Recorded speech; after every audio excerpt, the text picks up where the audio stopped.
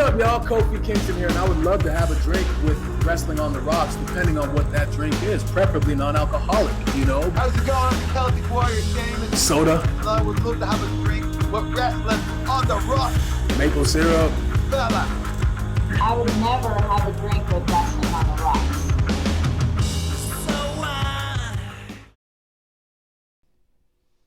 Oh my God. Oh my God, is there an echo or is that me? Is that you? There might be an echo. There may have been an echo. It's fine now. It's fixed. It's fine. It's fixed. Don't even worry about it because you're on Wrestling on the Rocks where every show is our first show. So it's no big deal. No big deal. Just the first show. It's only the first show. Don't even worry about it. Smooth. Don't worry about it. That is right. I know I am at Ref Marsh and I'm not worried about it. Grim, tell the people hello. Hello. Happy Royal Rumble weekend to all. Yeah, oh yeah, absolutely.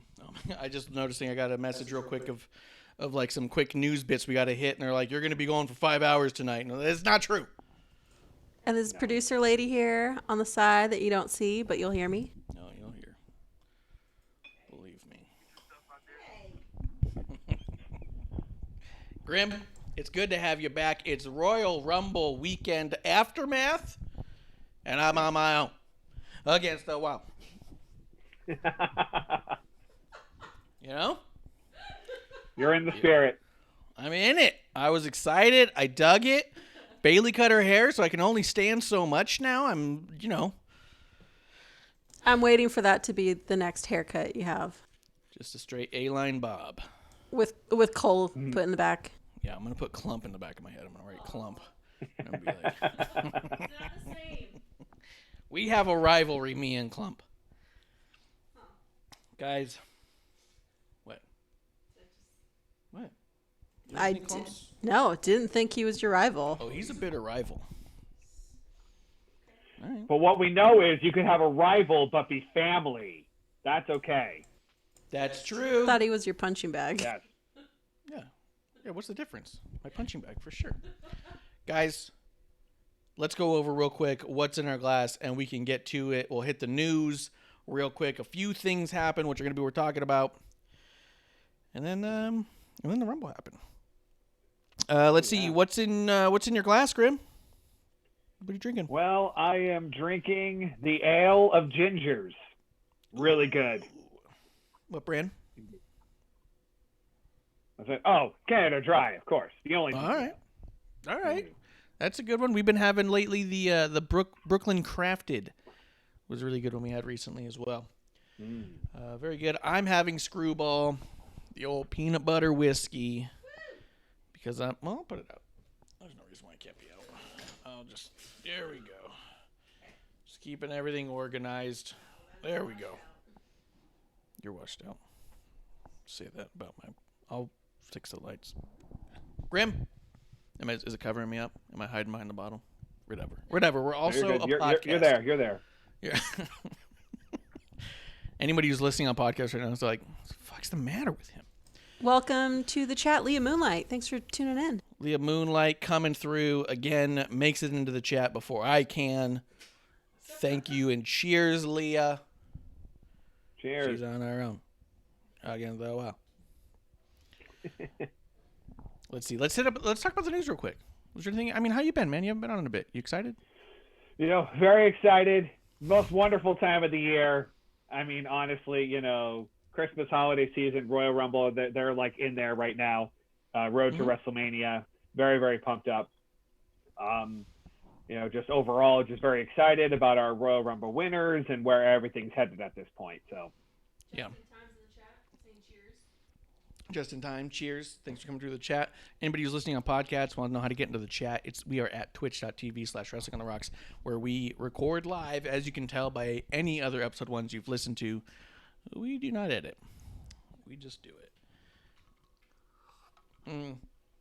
I totally agree, though. I think that Royal Rumble is the Christmas for wrestling fans. It's one of those things now where it's like, oh, you're not going to believe it, but Royal Rumble's my favorite. Sorry, guys, it's all of ours favorites because we get to see a whole crap load of our favorite wrestlers have little mini interactions and tease you with what could possibly be You get a direction into WrestleMania. You actually get a direction for a lot of people for the next several months to a year, as far as like some of these rivalries go. Like, you'll see somebody interact in a Rumble who've never interacted before, and then, hey, that's all they need to get the next 4 or 5 months going, you know? Mm-hmm. Yeah, Let's see. a lot of good stories coming out of the Rumble already. Very excited. It's going to be good. Let's see, real quick. Something we wanted to say, was it, what do you got over there? Oh my God, she's on my ass about it already, dude. Let's see.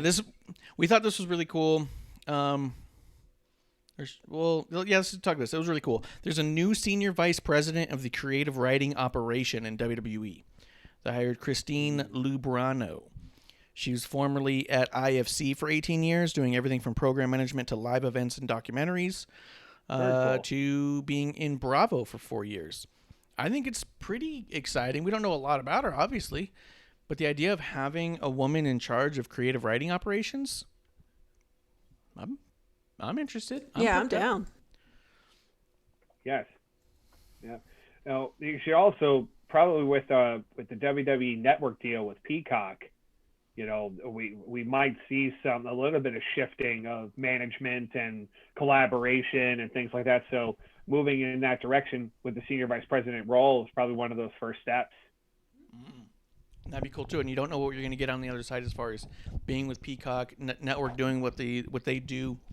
But the Peacock also makes their own original programming as well.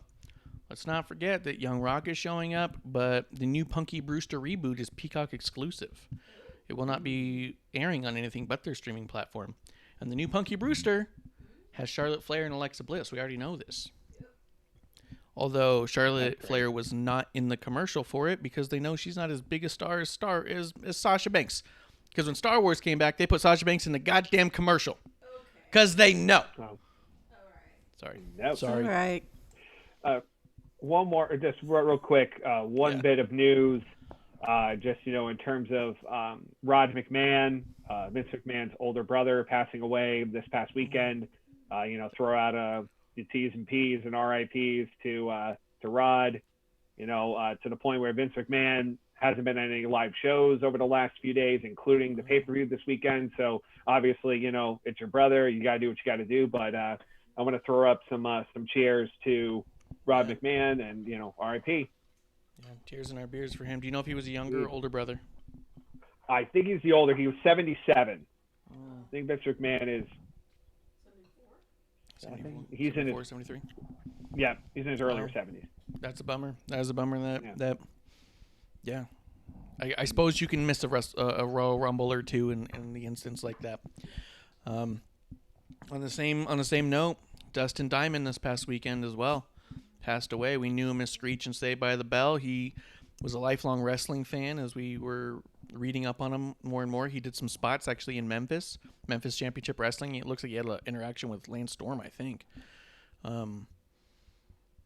It was kind of hard to tell who everyone was in the clip, but he did a bunch of stuff with wrestling and around wrestling because he dug it. So tears in our beers to Dustin Diamond as well. Screech. Indeed. That was it was a bit of a shock on that one. Yeah. Yeah.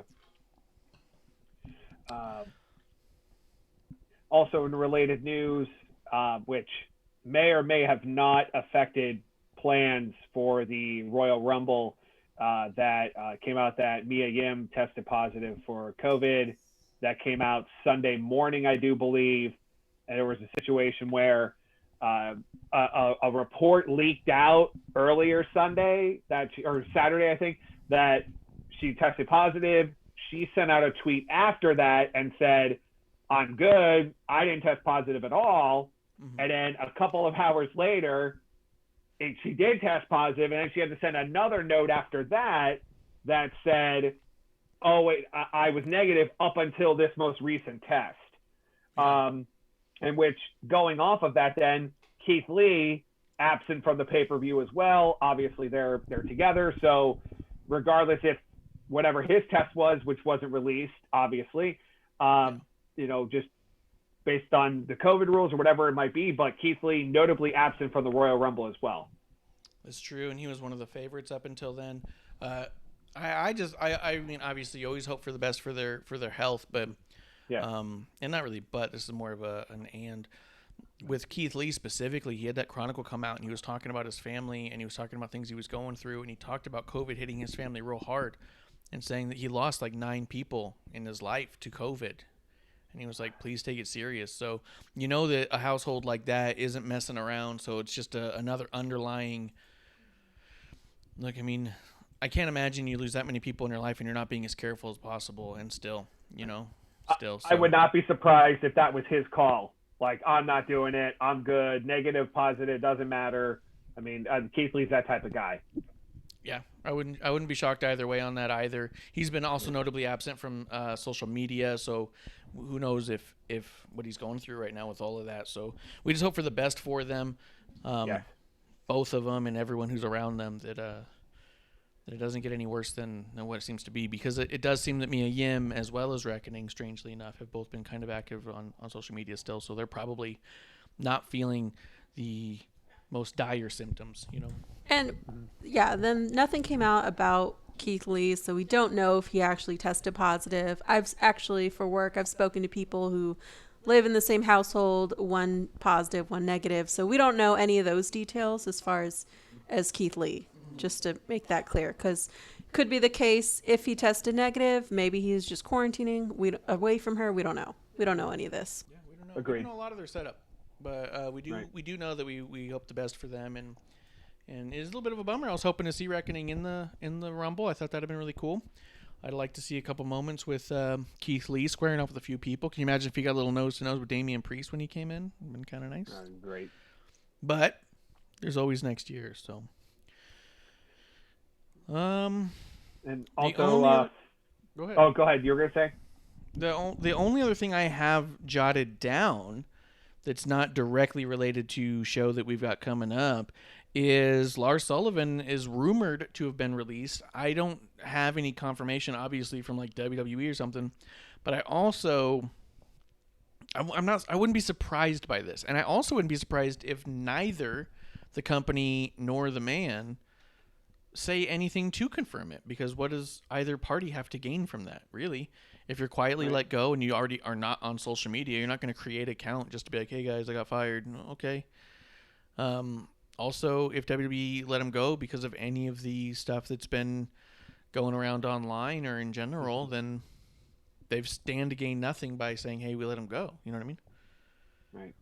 Talk about a guy that in NXT was this juggernaut. I mean, I've watched NXT since the jump, and Mauro Ranallo talking him up, the entrance with the spotlight in the ring and everything, just the whole nine.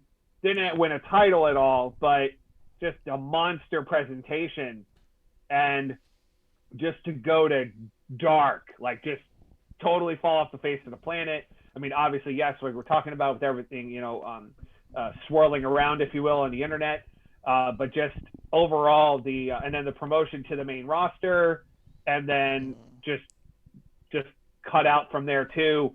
It's disappointing. I really hope that whatever the situation he's in, that he bounces back and finds work whatever he wants to do. Yeah, you always hope for the best for just humans in general. It was a little weird too, because I mean, you say talk about what he did, but also, I mean, the idea that you wouldn't see the potential in the guy's presence alone. You know what I mean? Like, that dude looked like something, so there was a lot of potential, and you could obviously see within seconds what a wrestling company would want with a guy like him, with the look and the sound and everything. So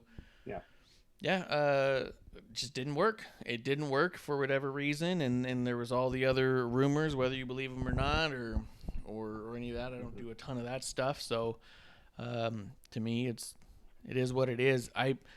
It's one of those things where it's like a bummer of one where it's just all like, yeah, I don't feel like super bad, because we didn't get a chance to ever be invested. But it is one of those things where you look at it and go, I could see where there was a lot of potential there, and the loss of potential, or the lack of following through on potential, that's the real bummer part. Is you're like, oh, I see what they saw, but here we are. So I guess cheers to Lars. What do you think? What do you think if he pops up in AEW? I would love it. I would love it so much. Schmars Schmullivan.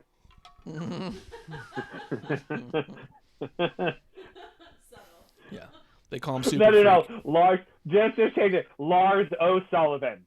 Yeah, Lars O'Sullivan. There you go. He'll have green tights. He'll be part of the Best Friends or something. Yeah. I would love it because I mean, I love the pettiness of the whole internet wrestling community because they're so petty and they're so weird about stuff. And they're so sure of themselves all the time. All the time. They're never surprised. They always know. They always see it coming. You're always an idiot if you were surprised by anything. You're not having fun like we are, guys. We love getting worked on this show. I'm like, oh, I know where this is going. And then it doesn't and go, this is way better. Yeah, absolutely. So, yeah. My two favorite things, eating crow, getting worked. So I think it would be hysterical to watch them go to AEW just because of the amount of internet wrestling community that believe that they're the sole cause for this. And I think that we have no idea what actually is the why. And they believe that AEW would never hire him because the internet doesn't like him. And I'm like, I don't know. I just don't know. If that was a rule, any wrestling promotion roster would look totally different right now. I'll say that. That's true. That's true. There's a number of people over there who got a little bit of heat. So, yeah, I just think it's funny. From that regard, I want to see what happens. Did you have other news as well? I think that's it. Other than going through the pay-per-view, I think we're solid. Yep. But I'm gonna make a quick note to talk about this when we get to it. I want to make sure I don't forget it because I've been doing that a lot, man. I'm always like, oh, we're definitely gonna talk about this thing, and then I forget completely. So, okay, guys, let's get into it. Let's talk about it. We got nothing else, right? Nothing better to do. And we have to prove Bishop wrong.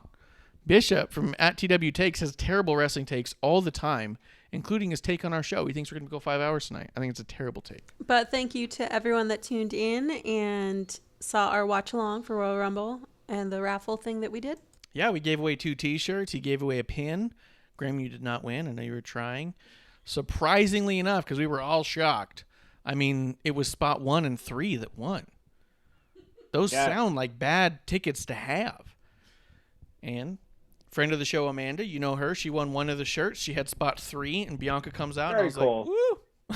like, woo! And the other one was Don Stugat's friend of the show. He's got a show on our own YouTube channel, and he got spot 1, and he was like, oh, my God, this is awful. And we were doing the raffle, too.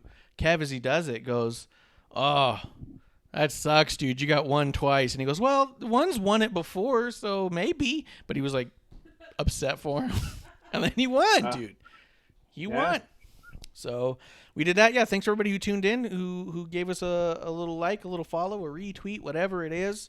We had a lot of fun. We had a ton of fun watching it live with everybody, despite the glares of anger I was getting for producer as I was being too loud and having too much fun, and that is not allowed around here. I was just helping you out with the echo and stuff like that. The technical side. That's true. That's true. When she's awake, she's great.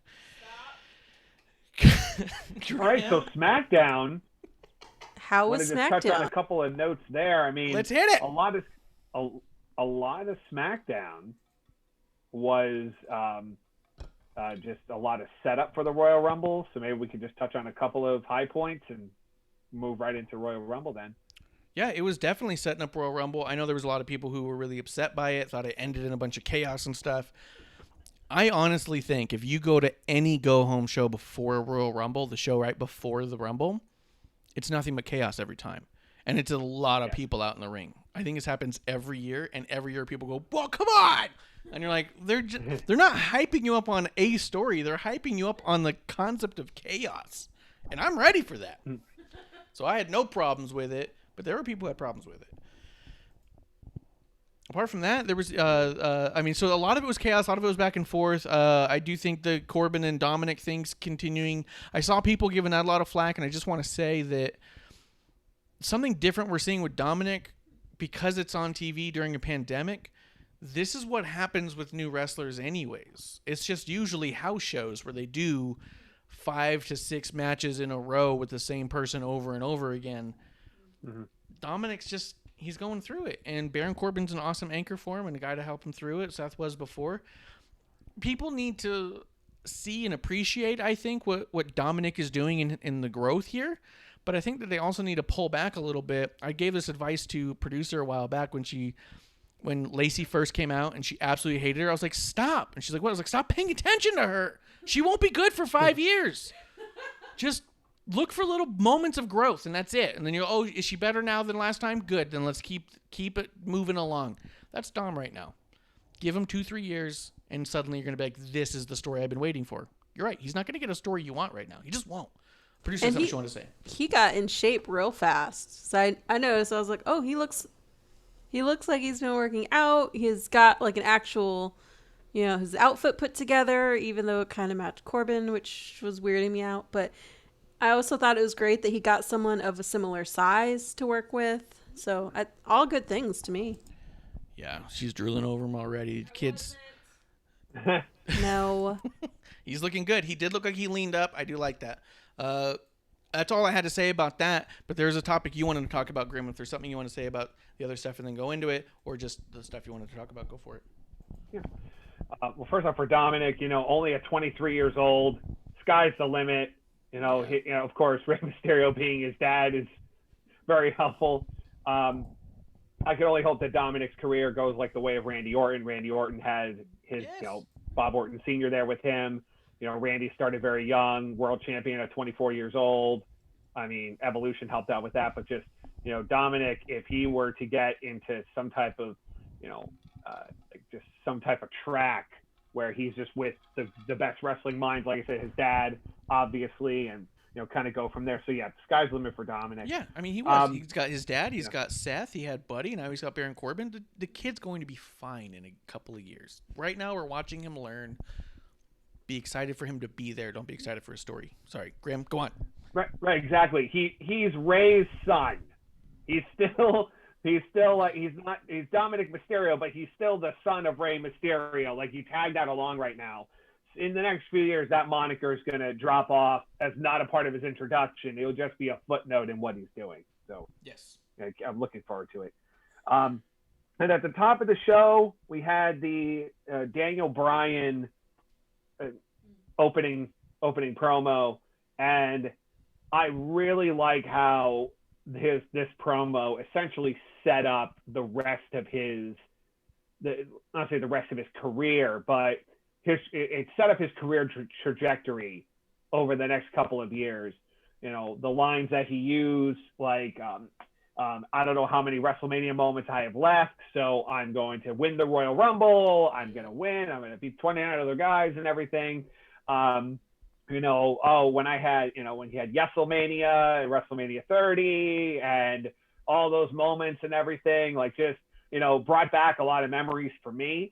And of course, whenever Daniel Bryan is in something, he always has a chance to win. He has a lot built under his name, his reputation. He's always that ultimate underdog, and he always has a chance to succeed. So I'm always going to, bet on, I can't say there's a 0% chance Daniel Bryan will win. He always has a good chance to win stuff. So also his interaction with AJ Styles, it was, a good back and forth to set up the match later on the night. But overall, the promo on his own was solid. So good. And I do love that. He started saying, like, I don't know how many Manias left, but I want a good one. I'm okay with wherever this goes. Let me just talk about the pettiness one more time, because I'm here for the pettiness, dude. The internet wrestling community lost their shit over this match because it was AJ versus Daniel Bryan. And then 1 million people got involved. And then once 1 million people were involved, another 1 million people got involved. There was like 6 million people in the ring goofing off. And everyone was like, you ruined AJ versus Daniel Bryan. That's a WrestleMania caliber match. How could you? This could have been like when they had the IC title back in the Thunderdome. That level of great. I'm sorry, is this the same fans who shit all over the first time they went one-on-one for the world title at Royal Rumble in 2019? Because I remember that very clear. Because I was sitting second row and I thought, this match is incredible. And everyone's pissing right now. What is happening? So I just think that, A hey, match you guys are like going to be that- petty. I'll be petty too. Go ahead. Right, exactly. Just you got to be consistent, not just the flavor of the month, the flavor of how you feel. You got to be consistent in what you're saying each day. Online. You should at least. You should have some type of narrative that you stick with, right? Mm-hmm. So just looking at it though, when they say it was AJ Styles versus Daniel Bryan, obviously I'm gonna watch it, but there was no announcement like there was for the IC title match. There was no announcement when they had the world title match. Like they're not just gonna give Daniel Bryan and AJ Styles like literally at the top of the show, hey, in the next hour they're gonna wrestle. Like they would promote this. They would be a thing. So in the back of my head, I was like, I knew it wasn't going to be their 35, 40-minute classic back in the summer, but I knew there was going to be some kind of build. And Sami Zayn came out, and everyone started parading out. We went from 1-on-1 to 3-on-3 to 5-on-4 to 5-on-5 at the end, and then just Braun Strowman just saying, I'm just going to bulldoze everybody to the end because to promote the chaos of the Royal Rumble and everything. They're going to do that every year. Every year that's going to happen. Like, oh my gosh, it's just pandemonium, right? So they're going to do it all the time. But yes, I did not have these super expectations of we're going to have a definitive winner. We're going to have a definitive. So when everyone started getting involved, I'm like, okay, this is where they were going. Oh yeah, dude. Yeah, I love getting worked, and I let myself get lost in these shows all the time. Even Paul Heyman versus Adam Pearce. I thought maybe we could get Paul Heyman and Adam Pearce. I allowed myself to get worked on that level. It wasn't until he walked down the ring taping his hands, I went, he's going to fuck his knee up or something, isn't he? It was the last second. But this one, AJ versus Daniel Bryan, I was like, there's no way that's going 2 minutes without interference. There's just no way. Right. Why would you give that away right now? Right before Rumble? My ass. Right. So, yeah, as much as I love getting worked and do get worked an awful lot, because we're just dummies here, dude. We're dummies who like to drink and talk wrestling. That's what we do here. Let me see. We got a few things going on in the chat right now. Let me get us caught up. I had a different window open, and I realized I'm going to try to backtrack. Liam Moonlight says, she's talking about the positive COVID test from before. Them nose swabs are a bitch, but it's peace of mind after. Sister was positive. The rest of us negative. Yeah, I've been tested for it too. It's a weird one. It's definitely a weird test where you go, who thought this up? Who was like, I know. You're like, it's like the first person who discovered milk. You're like, who thought about that first? Well, the ones at I guess the veteran ones aren't so bad. We got the nice ones. Yeah, it was fine. Producer's a veteran, so she goes in there and they just do like an eye scan or something. And he's no, like, let me just see your fingerprint real quick. We'll tell you. It's like it was a swab, but it was just like it's just very very light swab. I was like, that's it. Why are people complaining? They're just giving her a foot rub and they're like, all right, we're done. And she's like, although Leah says works in healthcare, so she had to do a few. Not the funniest thing though. Let's see. The new Daniel Bryan shirt's really good. Actually, it's eco-friendly. I think that's on purpose. I think all of his shirts moving forward, you're going to see that. They're eco-friendly. They're not more expensive than the other shirts. And I love it. I love it because I think that's not even character. I think that's just his character. You know what I mean? It's who he is. Yeah. Just in time in the chat, though. Let's see. It was just a bunch of terrible booking. It didn't feel like it was something used to hype up the Rumble. It just felt like a mess of terrible booking decisions because more than likely the show was shorthanded. That's not what I got out of it at all. I felt like it wouldn't matter how many people they had. You could have had 7 or 8 more people on staff. You'd have had that same thing, but with 7 or 8 more people. They were trying to get that ring to look really fucking full. So you're starting to subconsciously imagine the Royal Rumble. They want you to see what 9 people in the ring look like. What does 10 people in the ring look like? There's 9 men up there. On Sunday, there's going to be 30 men in there. How crazy is that going to look? If this is 9, it seems like too many. 30's going to be wild. You know what I mean? Wild, indeed. That's what it is. That's subconscious booking. That's Freudian booking, dude. Couple quick notes. Yeah. Sonya Deville, Daddy Deville, whatever you want to call her. Yes. Suit game is on point.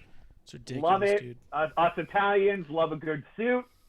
I love it. I love the game. It's great. I liked her in the role this week as kind of running things with Adam Pearce on the sabbatical, so I really enjoyed that. A lot of, especially when we talk about Raw too, like over the last few months, a lot of backstage interviews. I'm a big time fan of backstage interviews to set up a match, to set up, the pre-interview before the match where they're writing guerrilla, and then maybe a post-interview, things like that. Just the interviews buffering the storylines are great. Yeah. But just Sonya being involved with the Miz and Morrison with Big E, and then the whole Sasha and Reginald in the background there, just to push the Carmella Sasha Banks match at the Royal Rumble. That's good too. The Shinsuke and Sammy back and forth. That set up the match, the 10-man at the end of the night, kind of laying the breadcrumbs. But I think the backstage segments really rounded out the show nicely.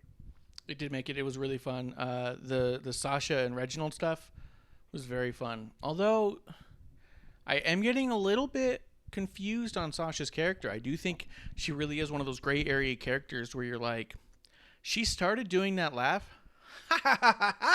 Yeah. When she was a heel to be obnoxious with Bailey. She's still doing it. And I'm like, now you're coming off as kind of snooty. You're coming off a little snobby. But this is their third match, though. Like, this is like the final. Like, this is it. Carmella had three title matches, so it's kind of like she's at the point of just like, I need to get past this. So blowing off Reginald and then getting to that match is what she needs to do. Yeah, for sure. That laugh though made me go. Yeah. Okay. But I also think that her character, because it is played so well, can easily teeter that line of I'm the favorite and I'm also could be. You can boo me too. It really doesn't matter. Yeah. So I do think that part's really good. But yeah, I thought the whole thing was running out really well, and I thought it led in very well actually to Royal Rumble.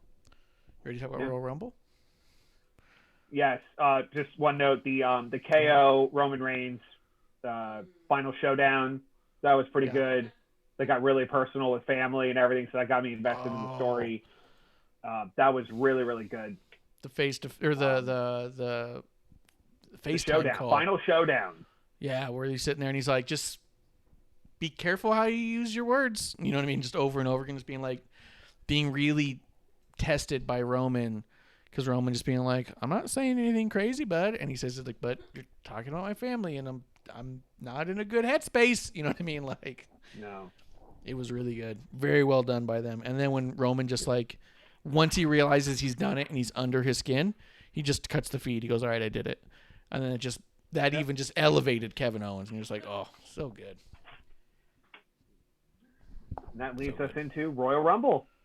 I'm here to rumble. Oh, whoa, whoa. I'm here to rumble.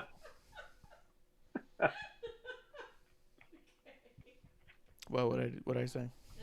All right. Dude, the Royal Rumble. Let's see. Let me pull up some stuff on it. I'm going to read you every Royal Rumble stat I can find. I'm just kidding. Did you put up the sign? Oh! It's the road to WrestleMania. For those of you listening on podcast, there's a giant WrestleMania sign next to Marsha's head. Yeah, we put. I'm pointing to it. Sign. Oh yeah. So good. Okay. Now we can point, dude. I know. If you don't point at the sign, do you even go to WrestleMania? Like, you're not going. You're flat out not going. Forget it. I'm gonna pull up some of these matches. Okay, so on the kickoff show, we'll run through some stuff, and we'll talk about all the cool stuff that happened. Shayna and Nia Jax. This is not right. They won the titles they should never have lost. They won them from... What the fuck am I looking at? They beat Asuka and Flair. Yeah, go ahead. Talk about that match while I figure out what the fuck I'm looking at, because none of this is right. Cool. So Nia Jax. So on the pre-show, Nia Jax and Shayna Baszler regained the women's tag team championships from Asuka and Charlotte due to a Ric Flair, Lacey Evans distraction once again. I don't know how many distractions we can have with Charlotte getting distracted from the whole situation. But bottom line, dude, again, if Charlotte was good, she wouldn't be that distracted all the time. All right. it's the whole. come Well, on. wait, so personal biases aside, the whole babyface getting jolted because of a distraction, because of theme music, because of all that, it is a played out thing. It is a part of wrestling, though, so we kind of go with it. It's more refreshing when a babyface does not get fooled by stuff like that. But again, Well, at least that's not in succession like this. correct. It's been happening, and we'll talk about the Raw where the same exact thing happened. But for this though, pre-show, I'm happy that Shayna and Nia got them back. Asuka and Charlotte. I mean, we've talked about it a few times. I know you talked about here on the show. We've heard it all around that it seemed like the only reason why that the tag team championships switched places was to give a shine to Charlotte with her return, give her a boost with the championship, and then but that was it. They were just kind of placeholders, like the Intercontinental title at WrestleMania, just a placeholder. Someone holds it and it participates in another type of match. So there was no storyline development with Asuka and Charlotte as a tag team. I really believe it was just the jewelry piece for Charlotte for her return. Do you think, because of the way that the Charlotte character has been portrayed, that some of this was to get Charlotte a little bit more heat? Because it always looks like Charlotte's given so much. This is one more notch on the Charlotte belt. Without that title, she could not be Grand Slam champion, and she was vocal about that online on Twitter. When Bayley became Grand Slam champion and said first ever, she goes, what, because it didn't hold a tag title, suddenly I didn't hold all the other ones too? And you're all like, and then she said something like, I was Grand Slam before a tag title even existed. Like, she was vocal about it. And you're just all like, okay, well, there's a new title in town. What do you want? What? So then when Sasha became the other one because of the tag title, Charlotte said something again online about that, being like, oh, you guys just pass this thing around. And it's like, stop! Like, so do you think any of it is to get Charlotte a little bit of heat? Because it's this, more than anything now, because she got it, she comes back, I immediately am a champion, and then they just throw it away in a side story that has nothing to do with it, makes it really seem like, okay, now you got Grand Slam. You know what I mean? Right. Not a person thing, a character thing. Go ahead. Right. Oh, yes. And we could get into the whole thing about, I don't want to say padding stats, but essentially how many times somebody is a champion, combining championship reigns, things like that. But overall, I just think, again, it's good to say on the resume, oh, she was also the women's tag team champion, and the SmackDown women's champion, the Raw women's champion, and the NXT champion, and the Divas champion, and the overall women's champion, and all like this. You kind of run down the pedigree, right, as they're coming down to the ring or whatever it is. So it's just something. Again, I just think it was just put the title on her. She's here. Asuka, give a shine to Asuka. She's the Raw women's champion. Let's just keep things moving. But I like Nia Jax and Shayna, and then obviously with Raw, we're moving on into that next part of the storyline with Nia, Shayna, Lana, and Naomi. We'll get there in a moment, but just I like how that is now giving some storyline to the titles again. Yeah, it is nice to see the titles involved in something at all. So, Yep. I agree. Let's see. That was followed up by the beginning of the show, which had probably, I think, unanimously the most disappointing match in the history of wrestling. Famed Goldberg did not take the title off of Drew McIntyre. This was a devastating blow to the entire wrestling world, the wrestling universe as it was. The idea of the unstoppable. I haven't even heard from Lunar since it happened. The dude's been a mess. Just an absolute mess, GR Lunar. Goldberg didn't do it, man. Is Goldberg worth anything anymore? Did they just devalue Goldberg? He's lost the title now pretty quickly to Braun Strowman and even snooty little Drew McIntyre. Grim, what do you think? So let's start out and just go through what this is really about, okay? Well, So you we've insinuated. just essentially started going through the pay-per-view. We're going to go into Raw. If you're going scale of 1 to 10, you're at an 11 already on Drew McIntyre. I don't know how far higher you can go at this point, but bias aside, it was the match that we all it was the match we all thought it was going to be. 5 minutes, in and out. What was it? Actually, technically, the match was 2 minutes and 32 seconds without entrances, bell to bell. Exactly what we thought. Miss a spear, hit a spear, miss a claymore, hit a claymore, go for the jackhammer reversal, kick out of the jackhammer, bumpity bump, back and forth. And then Drew McIntyre wins, gets the hand raised by Goldberg. Oh, you were ready. Like, okay, let's pass another torch to Drew McIntyre. Like, it was exactly what it needed to be, just to start giving more and more clout to Drew McIntyre and his title reign. Yeah, I do think that, well, for one, I think Drew McIntyre makes a better heel. And he even was working heel in the match. He immediately headbutts Goldberg before the match even starts and then takes the match outside the ring because he's not man enough to face him one-on-one. He needs a cheap shot, a sucker punch, as it were, and then take you on the outside where there's no rules. That's how that looks. That wasn't a babyface way to start a match, dude. So I think that he makes a tremendous heel. But I do think he's being pushed like this ultra champion. But I also truly believe he's a champion. And I don't say this because I don't think WWE's like, quote, for kids. But I do think that sometimes they know that kids buy toys. And I do think that right now, Drew's being catered towards a kid who can just see a big, strong, good-looking dude beat up other dudes. And that's that. Like, I don't think that there's much to his character, to be quite honest, the way it's portrayed. So I'm not invested in him. But I've also not been invested in all of their champions all the time anyways. So I'm kind of okay with that. But I also think that he comes off like such a prick a lot of the time that I think that he'd make a really good heel. I think he'd be really easy to boo and believably hold on to the title. Like, he could be a great world champion that I'm booing at the same time. But maybe that goes into toy sales as well. You don't sell toys like that. Am I being too harsh to Drew McIntyre? No, it matched the intensity. It matched the intensity of, a few weeks earlier, Goldberg comes out and says, "You're disrespecting the legends." It sets up the whole thing. So he sucker punched the legend. It elevated. Well, Goldberg picked the fight to start, right? He's defending legends. He believed that he was in the right, things like that. So, we're at a point where, everything is elevated week after week after week after week, promo after promo. And then finally just Drew McIntyre is like, you know what? I'm going to come at you hard because you are Bill Goldberg. You are, a legend. And so he's scared. I need to hit you hard as fast as I can. Like, I need to get things rolling here. So Goldberg did reciprocate back with a spear on the outside of the ring and everything. So they kind of 50-50'd it into the match, to which it came down to the last shot with McIntyre winning. Yeah.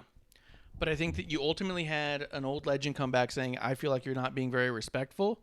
And Drew's response to that was, "You're like an old man," which did not prove Goldberg wrong.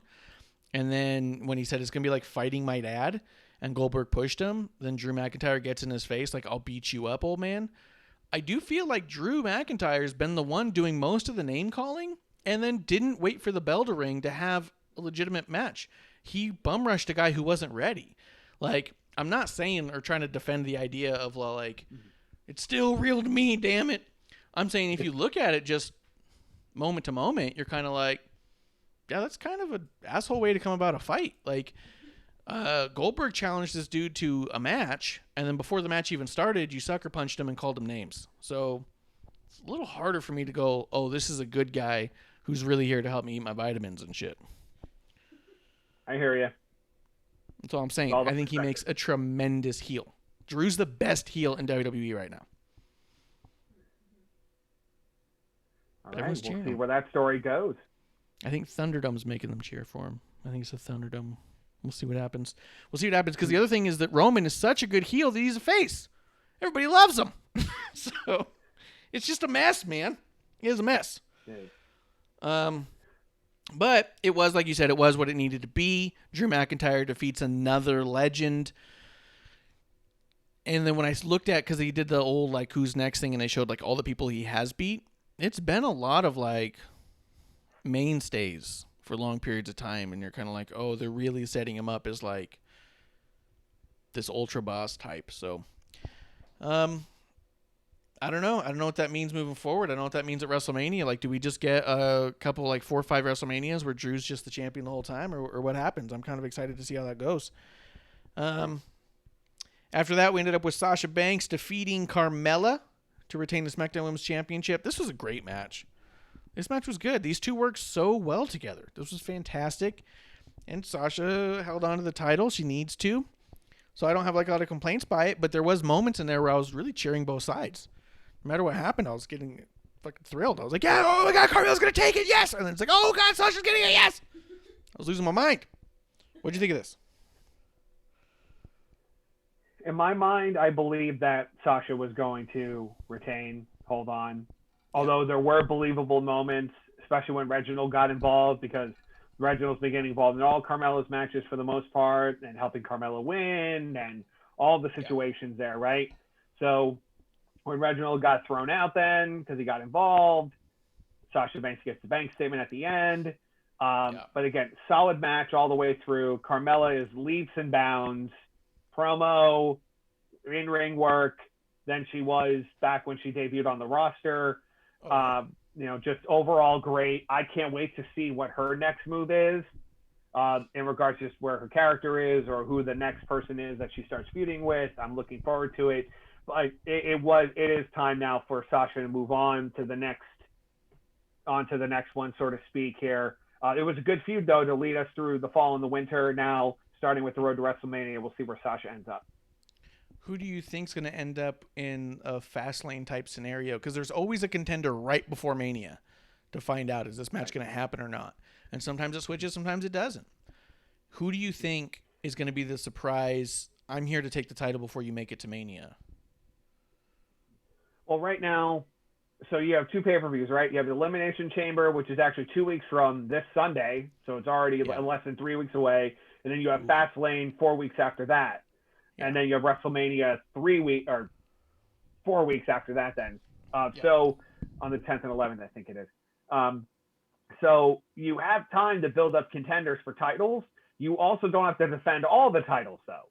You can have it where you have the WWE title defended at Elimination Chamber, and then you have Fastlane, the Universal Championship, or have the tag titles for the men's and the women's on either show. You kind of split it up. In terms of who the next person is, like, for example, if Bianca Belair picks Sasha, then to WrestleMania, we go 2 more pay-per-views until WrestleMania. Who's that person in between? It's hard for me to tell who that number 1 contender could be at this point. They could do the buddy thing where maybe Sasha and Bianca win the tag championships and then one turns on the other or something like this. We could, who knows? The only match that I could think could happen right away at the Elimination Chamber would be, which we'll talk about at Raw, is Sheamus and Drew. That's where I think that's headed. But I don't know. I'm not sure, though, in terms of women's matches right now, until we go through a couple of episodes, that I'm not sure.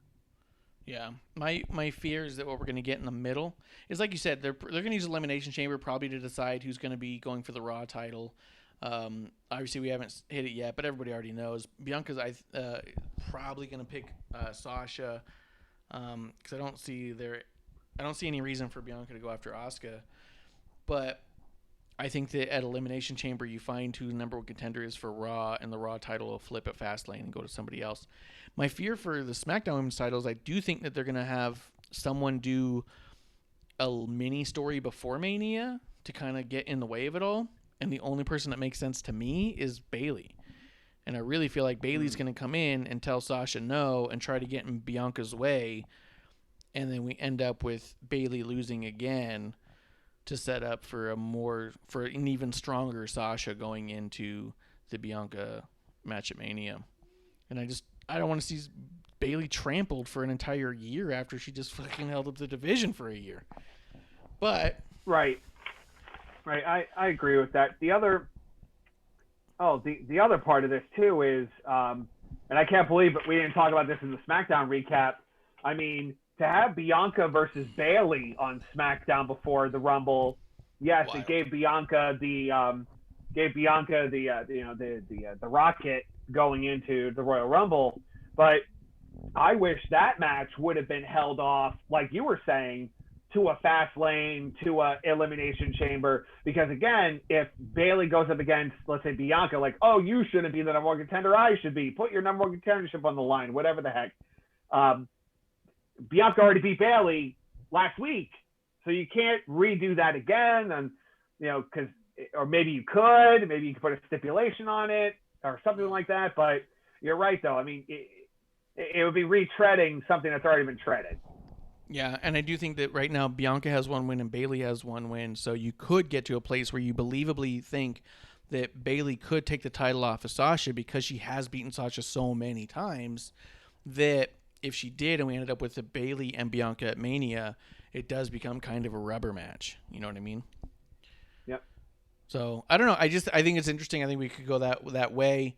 Obviously, I'm more invested in that story than others just because I think everyone involved is so good. But it was just something I was thinking about. What are we going to get in the meantime? Because they're not going to just have Bianca come out, challenge, and then say, all right, now nobody move for 3 months. You know what I mean? Right. Speaking of nobody moving for 3 months, that does bring us to the Women's Royal Rumble match. The winner on that. Excellent transition. I'm here to rumble. Oh, oh, oh. Let's see. The Royal Rumble match happened with the women. Started with number 1 being Bayley, number 2 being a returning Naomi, number 3 being the winner, Bianca. I'm on my own against the wall. I'm on my own against the wall, against the wall. Careful, you might take off. Oh. I knew you were going to get dizzy. I got real dizzy real fast. I need another drink. Let me know if anything happens in the chat because my chat seems to be frozen again unless nothing's happening. We have the worst viewers. Thanks. Real quick, Miss Fabtina says Sonya has better suits than the Hurt Business. Absolutely true. It is. Can you imagine if she was on screen at the same time as the Hurt Business? My screen might just melt. Oh my Too much God. heat. So good. Let's see. So for this Women's Rumble, couple of highlights, if you will, Oh, yeah. are interesting facts. Only Yep. Hall of Famer in the match was Tori Wilson. Nice. Only Hall of Famer. That's the Most least amount in any given eliminations- one so far. Indeed. Most eliminations was Rhea Ripley with 7, followed Oh. by Shayna with 6. Oh. So, and then obviously the longest time in the Rumble was Bianca at 56 minutes, 52 seconds. She coming in at number 3. Naomi, second best with number 2 at 47 minutes, 39 seconds. So, again, just Naomi coming off of injury, staying in the match for over 40 minutes. And then just Bianca, just winning it all. Yeah. Now, do we know? Can you look up real quick how long Sasha was in it? Because I think Sasha was the Iron Man, as it were, up until this point. Because I think she was 55 minutes. So I think Bianca may have beat Sasha's title on that one. But while you're looking that up real quick, I was realizing as it started when the number 1 comes out and it's Bayley. In my mind, Bayley was number 1 because we already knew Natalya was number 30. And typically in the Women's Royal Rumble matches and the Money in the Bank matches, you put someone like a Natty in there because she is so good, such a foundation, and such a ring general. She can. I know this is a little bit more inside than we like to be from a fan standpoint, but we talk about it on here from time to time. We get drunk enough. We'll do it. Mm. Natty usually is carrying those Rumble matches. She's number one or number two or number three because she's out there to make sure the match goes well for everyone involved and get them all where they're meant to be for the majority of the match. And then about, whenever she's got to go, whenever the handoff happens, it happens. Once Natty was number 30, in my mind, I was like, fuck, who do they put in the Natty spot? Natty's the cornerstone. And then Bayley came out number one. I went, oh. There you go. That makes sense. And as we were watching, because I watched it a second time after that, with sober eyes, as it were. And there was a lot up until Bayley walking out where you see her running corner to corner and talking people before spots and stuff. And I was like, that Bayley is mapped this match out. Like, people are, okay, go do this, go do that. You know what I mean? Like, it was really cool to see. Absolutely. Did you find that Sasha number? I'm almost there. Let's keep rolling here. All right, cool. Apart from that, other really cool moments in that match, Bianca and Naomi had a whole spot where Naomi rolls out. Her feet are up in the air. We did see a picture of Naomi with Casey Catanzaro in the backstage and said, thanks for working with me. I think, in my mind, Casey was there to help Naomi and Bianca figure out how this spot was supposed to work. So Naomi goes out. Bianca falls forward. Her hair dangles down. Naomi pulls on Bianca's hair to get leverage to get her feet back up into the ring. And then they have to work together to swing themselves back up high enough to be able to flip themselves back into the ring. An amazing spot, which I thought did two things. Maybe didn't do two things. But I thought it was awesome that Casey was probably there to help them figure that out. But also, secondly, I felt that one of the things it did was it really put Bianca and Naomi on an even keel because of how much we've been talking about for years about how Naomi may be the single most athletic woman in the entire women's division. And that constantly gets brought up. And here we saw her effectively doing a stunt with Bianca where they needed each other. I felt like that was hugely elevating to Bianca. Yes. Yes. This was the Bianca Belair show. That's exactly what this was. Just the whole build-up over the last few weeks. Her Chronicle, the post-match interview on Friday Night SmackDown, and again, I'm very happy for Bianca that she's moving on to WrestleMania. This was a very, very good women's Rumble match. Just all good. It's all good there. Bring up a really good point. They're really shoving her down our throats. We got to start booing her immediately, right? That's what we got to do. Oh my gosh! Oh no? my gosh! Please no. Is that not the thing? I thought it was the thing.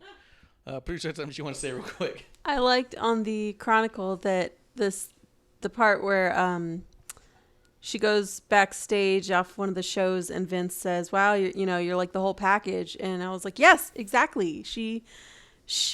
I love that she's just so strong, but she like does everything so easily and elegantly. It's crazy. And she, she's good on the mic. She's got great style. Like, she really does seem to be like the package. And I was even telling Marsh that to me, it seems like this is what they thought Lacey would be, bringing her up and being the star who could really carry a show or carry the final match. I don't, unfortunately I don't think she's there, but I feel like Bianca is just like, I feel like she really takes challenges well. Like, she learns and then she just like continues and keeps going. And I just love it. Yeah, I think that's how I kind of saw it too once that was brought up, is that Lacey did show up and get hot shot in the main event scene. Remember, she had like 6 title shots in a row, and we're like, why did she just keep getting title shots? That's weird. And I think that because they did see in Lacey what we all see in Bianca, and I think that Lacey's probably just not as fast as she's not taking it up as quickly as Bianca. I think Lacey's going to get there.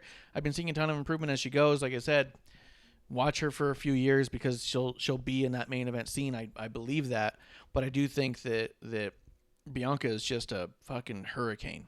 She is a tornado. Much the same, I think, the way that she's still young in the business too. It reminds me a little bit of the way that David Letterman talked about Robin Williams. He said that when he was in the stand-up scene at the time, he remembers when Robin Williams showed up and he was just this tornado that burned through and elevated and completely surpassed everybody immediately. And he goes, we're all just standing there just being like, okay, back to business then. Now that he's moved on. Like that it was just this whirlwind that way, you know. And I feel like that Bianca's very much the same from my perspective, at least. So it took me a quick moment to find Sasha Banks' time, because I just remembered she was in the 2018 Royal Rumble. Yeah. But she wasn't in the Rumble in 19 because she faced Ronda for the championship, the Raw Women's Championship. And in 2020, she wasn't in because she was in Bayley's corner for her title defense, which I found very, very. I'm like, oh, she wasn't in this year either because she's the champion. What? So I had to kind of scroll back. She So wasn't in 2018. No, I didn't see her in 2020. Wow. Okay. Because 2020 is when Bayley defended Charlotte against won. Lacey, right? Right. Wow. Okay. But it was 2018, the first one. Sasha set quite a record right away. What was that number? 54 minutes, 46 seconds. So Bianca beat it. Oh, yeah. Bianca came in at 56 minutes and 52 seconds. All right. Yeah. No. Okay. That stomped it. I don't remember if anybody else got in between there. I wouldn't be surprised if Natty had quite a showing at one of them. The 2019 one, Natty was there early. She was number 1, I believe. So I wouldn't be shocked if Natty came close. But I do think that Sasha was the number to beat there. So, the other moment that happened in the Women's Rumble, because I thought the Women's Rumble was just really well done and entertaining and such a so much in there. I kept going like, oh my God, are they going to do this? Are they going to do that? Like, you just don't know. To me, the hardest match every year to fantasy book and like, who do you think's going to win is the Royal Rumble, because I can see the upside to so many people. It's very rare to me that where I go, even walking into this one, I know a lot of people were like probably Bianca. And I agree that when people said that, I was like, yeah, I definitely could see that. But at the same time, I felt like the argument could easily be made for Rhea or Charlotte back to back, or even Bayley.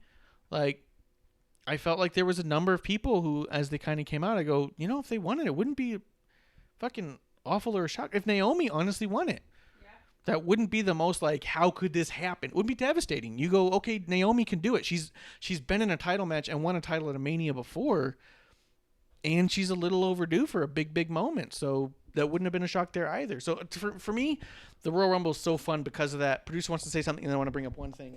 For Naomi, I know that I've seen in an interview that she, when asked, you know, what she wants, do you want another title or you know what, she was more interested in the interview. It sounded like she was more interested in getting a really great story. So on that note, I hope that she gets it. Yeah, for sure.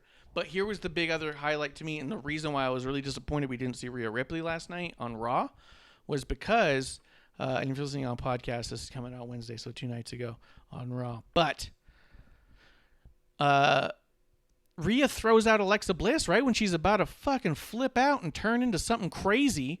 Alexa Bliss comes out in different gear than we've ever seen. She's got a really awesome hybrid of her old gear and this broken puzzle piece looking thing like she's pieced together, but also the straps have become those overall straps that we see in those overall skirt dress things that she wears.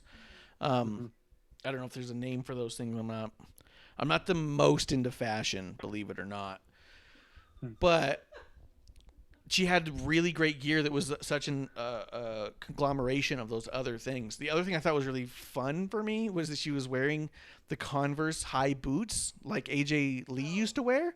Yeah. And part of me was like, I wonder if that was a little bit of a call to AJ, or not to bring her in, but because everyone talks about her every year. I wonder if she was all like, you know, I can rock that too. And then it matched up perfectly with everything else.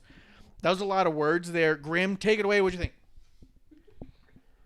Again, Women's Royal Rumble, awesome.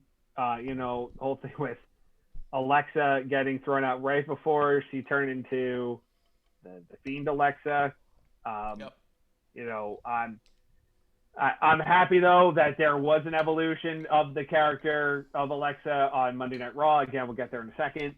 Yes. But just overall, just a lot of good spots in this match. I was just very happy about Bianca winning. Just overall, just you know, just looking at the field and everything like that. I mean, the right person won. The right person took this home.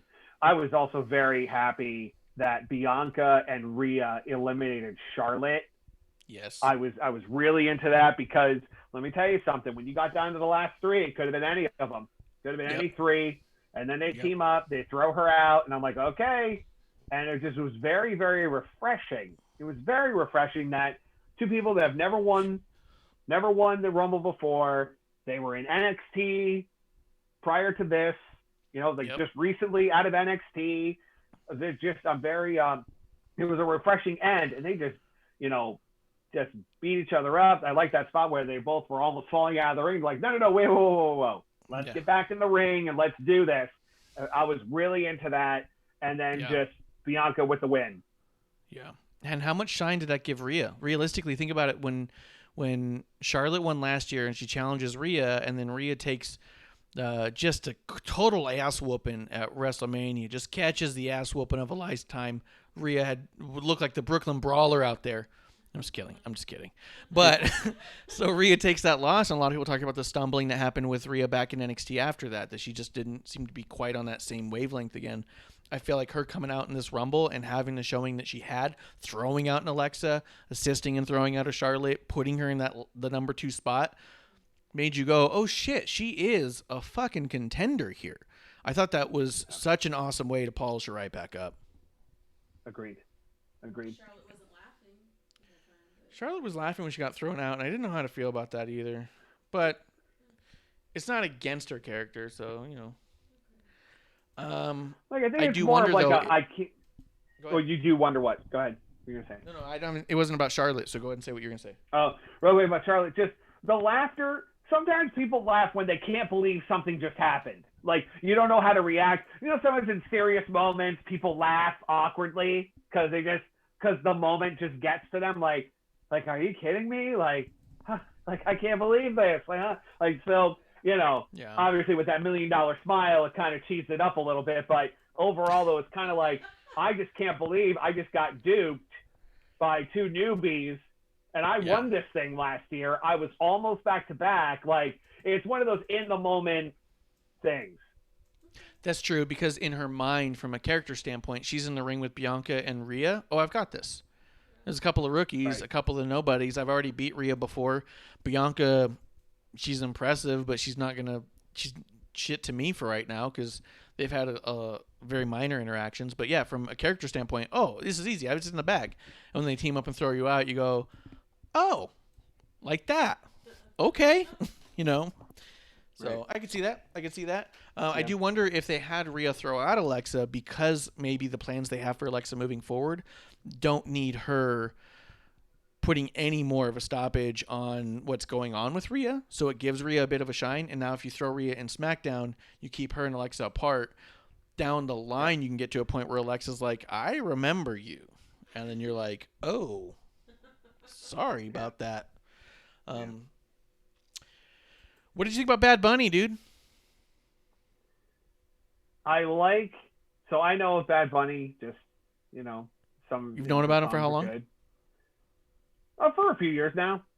He's like the, you know, and just again, I'm kind of putting this into for people that might not know Bad Bunny. He's kind of like Pitbull, where Pitbull went poppy Pitbull and everything like that. But like Bad Bunny is like the next level up over that, like superstar, sells out everything. His he does produce some bangers, like really good songs.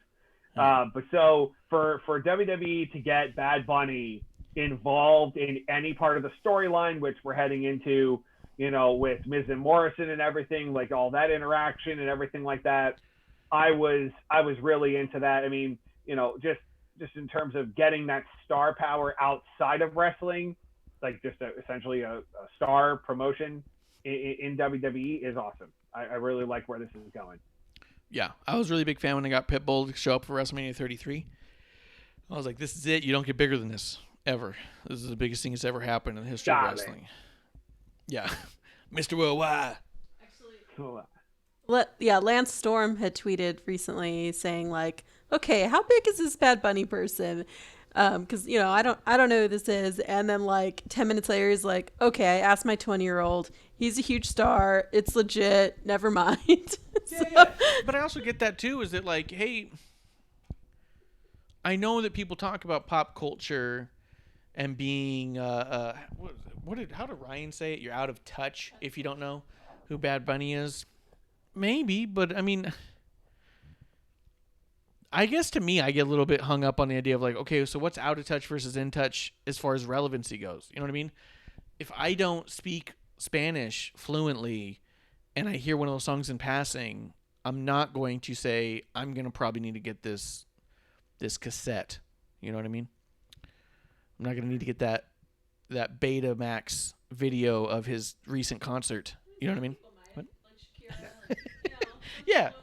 But at the same time, I'm watching wrestling without this. It doesn't matter. So if you add him, I'm still watching. Yeah. So to me, I thought, oh, this is great. I was like, I don't know who he is, but if he's got 1 billion views on YouTube, I don't know how many of those are bots playing it on repeat because we all got the bots. How do you think we get so many listens? Because I got bots. I'm going to get us up to 1 billion listens and be like, look, guys, I'm a big deal. Just kidding. I'm just fucking around. But billion with a B. With a B. B for Bad Bunny. But here's the deal, is I was watching that moment like, okay, yeah, this isn't for me. But that's also okay because I'm excited that means there's other people who are going to be watching it. I realized it was a big deal after the fact when a bunch of people on my Instagram who I've known for a long time who don't watch wrestling at all were posting videos of Bad Bunny at Royal Rumble. And I was all like, oh, there's a bunch of people who think this is really cool because they watched wrestling as a kid and they see Bad Bunny jumping off the top rope. They love it. And I was like, okay, that's dope. But to me also at the same time, it's like, I mean, I don't listen to a lot of radio. I listen to a lot of podcasts. I listen to audio books. I mean, I guess that makes me out of touch. But at the same time, like, I know what's happening in the TV world of things, just not the music world of things. So I don't know that we need to be slinging names at people or calling people, things or attacking people for not knowing. What we should be saying is like, oh, you're in luck. This could potentially be bringing a lot of eyes. And if not even bringing a lot of eyes, just reigniting a bit of fun for one, him, because he's a huge wrestling fan, and for two, his fans, because they get to watch him have fun doing a thing he likes. Yeah, I thought it was cool for him as a fan, just because, man, if you could do that, wouldn't you?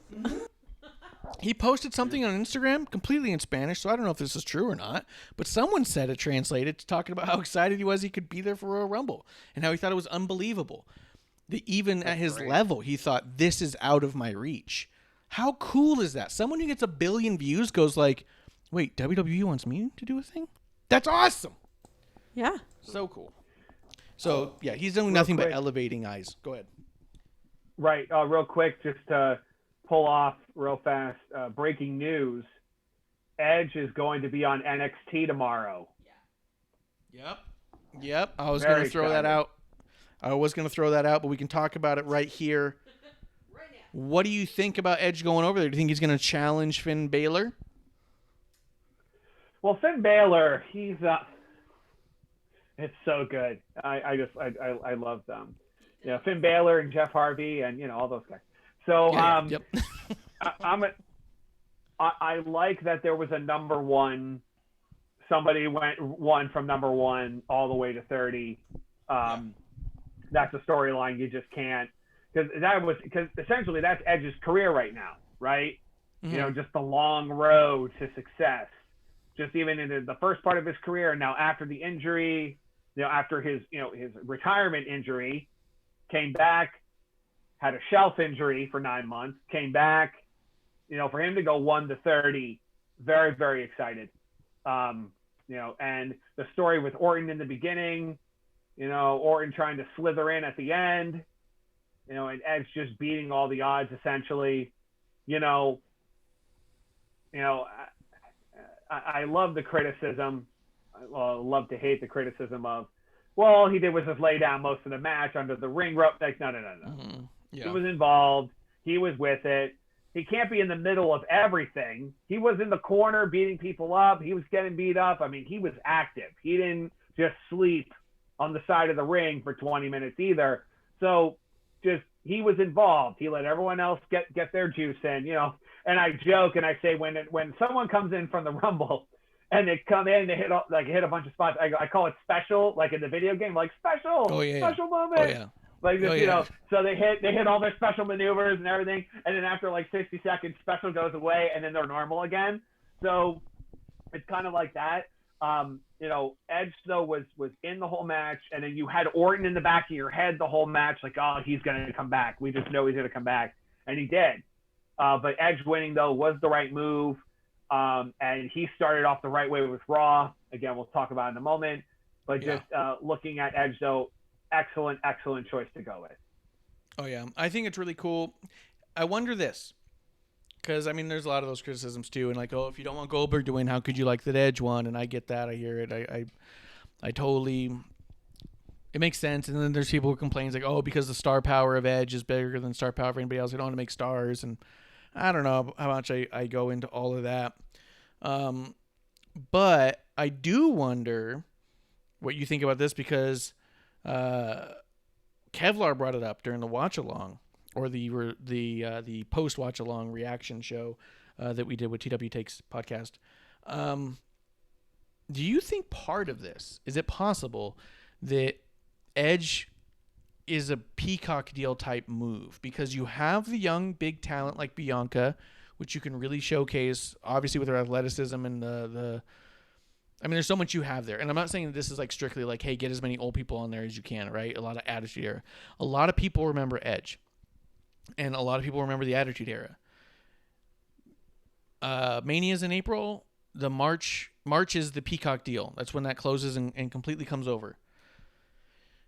They could be using NBC to promote WrestleMania. Not for like subscribers, but just for viewership. And if that WrestleMania showed a Drew McIntyre, a Roman, a Bianca, a Sasha, good-looking new stars, but also an Edge going for a world title, if you're a casual person who's going like, oh shit, WWE's on my app now, because that's going to happen to like 30 million people. There's like almost 2 million network subscribers, and there's like 33 million Peacock subscribers. So 2 million of us are going to be like, hey, look it, I got Peacock. But 30 million people are like, is that WWE in my app all of a sudden? It's going to be a shock to them. And if they start using advertising through NBC, I think it's not a bad look to have Edge as one of the world champion contenders going into Mania saying, you guys maybe should take a look at this, because here's the other deal with Edge. No matter what video package they put together of him, he looks fantastic. He's on a next level with his promos. This guy is not an old guy coming back for a one-shot. This is a dude who's been doing this for a long time and has kicked it up into another gear that we didn't think he had in him, to be quite honest. I think he's at an incredibly high level. This isn't the NBA tuning in to Dynamite afterwards and saying, look at all this goofy shit. This is, if you liked Edge in the Attitude Era, you got to see what we're cooking up for you right now. Do you think that has plays any role in it? There is a connection to the past, to the first part of his career, Edge and Christian, then, you know, morphing into the rated R superstar, the matches against The Undertaker in 2008, and, you know, going through the 2000s, and then unfortunately him having to retire early 2010s. You know, there is a connection to an older audience that did watch Edge growing up watching Edge. So that's a very good coupling of generations there. Also looking at the Peacock deal, yes, going from 2 million eyes to 33 million eyes. You know, it's a very cool. It just, again, it broadens the scope of, or the audience for WWE. It's great. But again, then going with Edge as the winner, though, I mean, I look at this field. There are guys that were in this match that I believe were just past the title. Like they shouldn't go back to a championship for now, or I don't see them on a road to WrestleMania right now, either because they were champion before within like the last year or two, or they're like one or two, like you were saying, Marsh, earlier. Give it a year or two when they get, you know, their feet under them and get themselves going, get themselves built up and everything, that they would be on the road to WrestleMania. Bianca, she had, it could have been Bianca or Rhea Ripley or Charlotte. It could have been any of those three. They were all on there. But looking at this field of men, Edge made the most sense. Yeah, it could be Edge or Randy, because you didn't know at the end. After the RKO, after, you didn't know. One could have flipped the other one out, and that could have been it. So between Edge and Orton, I mean, Orton did just win a couple of years ago, but the cherry on top was Edge winning, starting from 1 to 30. That made the most sense. It could have been Edge or Orton, but after that, I didn't see anybody in this match that could have won or would have made sense to win. I think that part of my problem too is that when you look at the champions with Drew and Roman, I don't see a scenario where they lose at Mania. I don't see anybody that they would pin them up against and say, yeah, that they'll take a loss here at Mania and it'll be big for that person. I just don't see that. As much as you can have a believable contender, like I do think Kevin Owens is a believable contender. I think that the idea of Kevin Owens winning a championship in general is not a surprise, and also wouldn't be a shock to find out that Kevin Owens is holding a world title, right? But at the same time, I don't see them taking the title off Roman in that regard. What does it do for Roman's character versus the other character? And I feel the same way about Drew. They're trying to make Drew so overpowered right now. They're trying to make him the next Brock Lesnar. They want Drew McIntyre to be Brock Lesnar. And I think it's very, very clear. He's not putting on matches like Seth Rollins was trying to have as Universal Champion. He's putting on matches like Brock Lesnar was trying to have as Universal Champion. They're trying to build a new Brock. So I don't know. So when I was watching the match, I was like, I don't know who I see winning that is compelling moving forward. And to be quite honest, the idea of Edge winning is super exciting and super cool. I think there's going to be a lot of story going in, but I still don't see myself believing that Edge has any bit of a shot of actually taking home the title. And I don't know if that really makes Drew that much better. If when you look at the amount of people that he's been beating on his way up, does adding Edge, another old legend, to his roster of beat foes, like another thing where like, oh, look, he's been beating people from the last 20 years over and over again. Like, I just don't know what that does for Drew necessarily, other than, oh, he beat Edge. And I don't know what it does for Edge, who's coming back to, prove he's still there. I think from a storyline perspective, I get it, and I think that's a compelling story. But I don't find it believable whatsoever that Edge could possibly win that title at Mania if it's against Drew or Roman. But that could be the start of your turn. Could you imagine the night after Mania, the Raw after Mania, just McIntyre getting booed out of the building, a la Roman Reigns when he beat The Undertaker, like just that level, maybe not those chants, but to that level of you beat Edge, you beat our guy. Like, what the heck, Drew? What the heck? And then just kind of the downward slope from there. So maybe, I don't want to say the legend killer thing with Goldberg and all that stuff, but just, I think that may start the tweener with Drew and then start him on the downward slope to being a heel going through 2021. Edge could be that catalyst for that. It could be. I mean, that'd be a good story for Drew that way. I don't know if I feel like that had to be Edge to do that. I think you could have done the same thing with some other people. But I do also, get it. I mean, there'd be a ton of heat there, potentially. But also, like you said, believably going into it, there was no one else by the time that started happening where you really thought, oh, this person could have a matchup, except for maybe Randy Orton. Although, I'll throw it out there, Christian looked incredible out there. He was in incredible shape and was clean and sharp in there. Like, he looked fantastic. He looked better than he's looked even the last time we saw him, I think. Yeah. He, had to retire 7 years ago because of his issues and everything. And, just for him to come back like that. I mean, Edge came back last year. Christian coming back this year. Mm-hmm. The possibilities are endless. An ENC reunion or whatever you want to call it. The embrace they had in the middle of the ring, I'm sure that was, it's still real to me. Oh, yeah. A hug right there. Like, we're doing this, man. Like, you're here, you're back. They had this 10-second hug. All right, let's get to business. And, they stuck to the end. They tagged to the end. If they were going to wait until the end, they were going to fight each other if needed. Oh, yeah. Although Christian got thrown out towards the end. But they were teaming up the whole way through. Like, they were like, we're going to do this to the end, which was great. So, absolutely, Christian was good. Carlito, holy crap. Oh, yeah. That was really, really good. You know, Best he's ever looked. Yeah. Oh, yeah. You better believe it. Prior to, he's weighing in now at 240 pounds.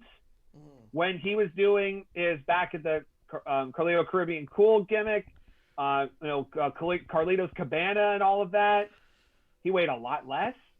Yeah.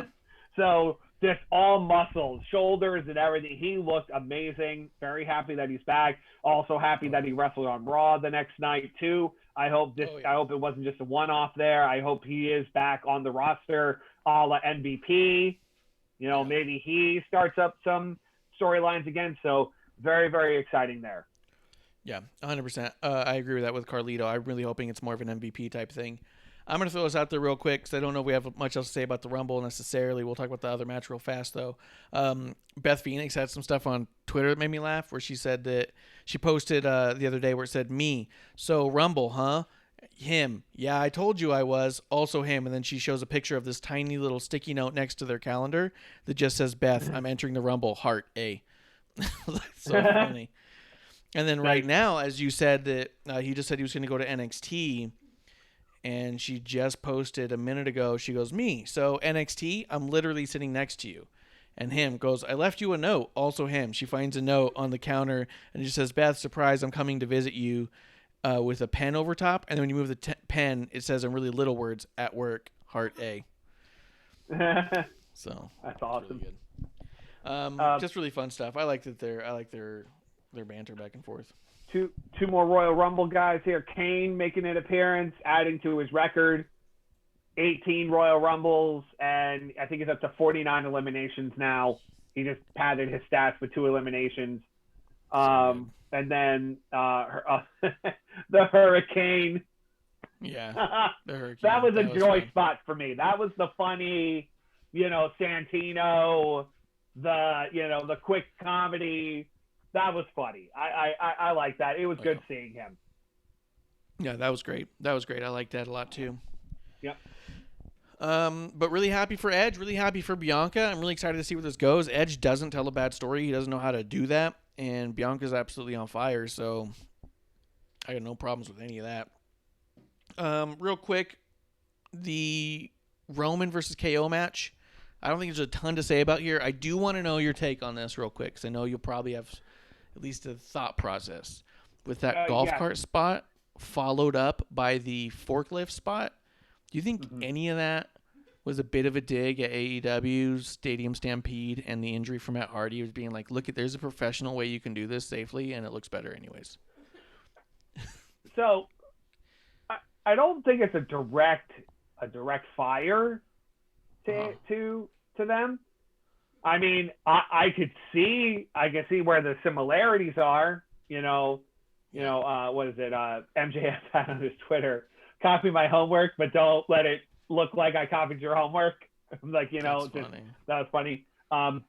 But just looking at that, I mean, yes, eerily similar. I could see where that could be a call out. And again, in the end, the right person went over here, Roman holding on to the championship. But also we are in a stadium too, right? Just like they were in a stadium, we're in a Tampa Bay race, stadium. So, yeah, exactly. I mean, just, it's good. It's fine. The way it worked, it was good. They beat the crap out of each other. I mean, any match that you see where two guys have to go around an arena with a camera in their face, those aren't just working punches. Those are, some of them have connected, some of them because you're right up in their face and everything. They have to like really rough themselves up with this. So they really beat the crap out of each other. I mean, I'm not even going to get into it. I mean, you can if you want. The ending, yes, the ending was a little bit delayed at the end, but overall didn't overshadow the match. The match was great. And again, just another match where the feud is put in the rear view. Roman's moving on to the next person. Owens will move on to somebody else. Yeah, for sure. I think it was an absolutely tremendous match that was a little bit spoiled by wonky handcuff work. And I think it just comes with people not being as familiar with handcuffs as you'd think someone might be. I don't know. Maybe It seems like you'd maybe do something a little bit specific to make sure you don't have an issue like where you can't find the keyhole.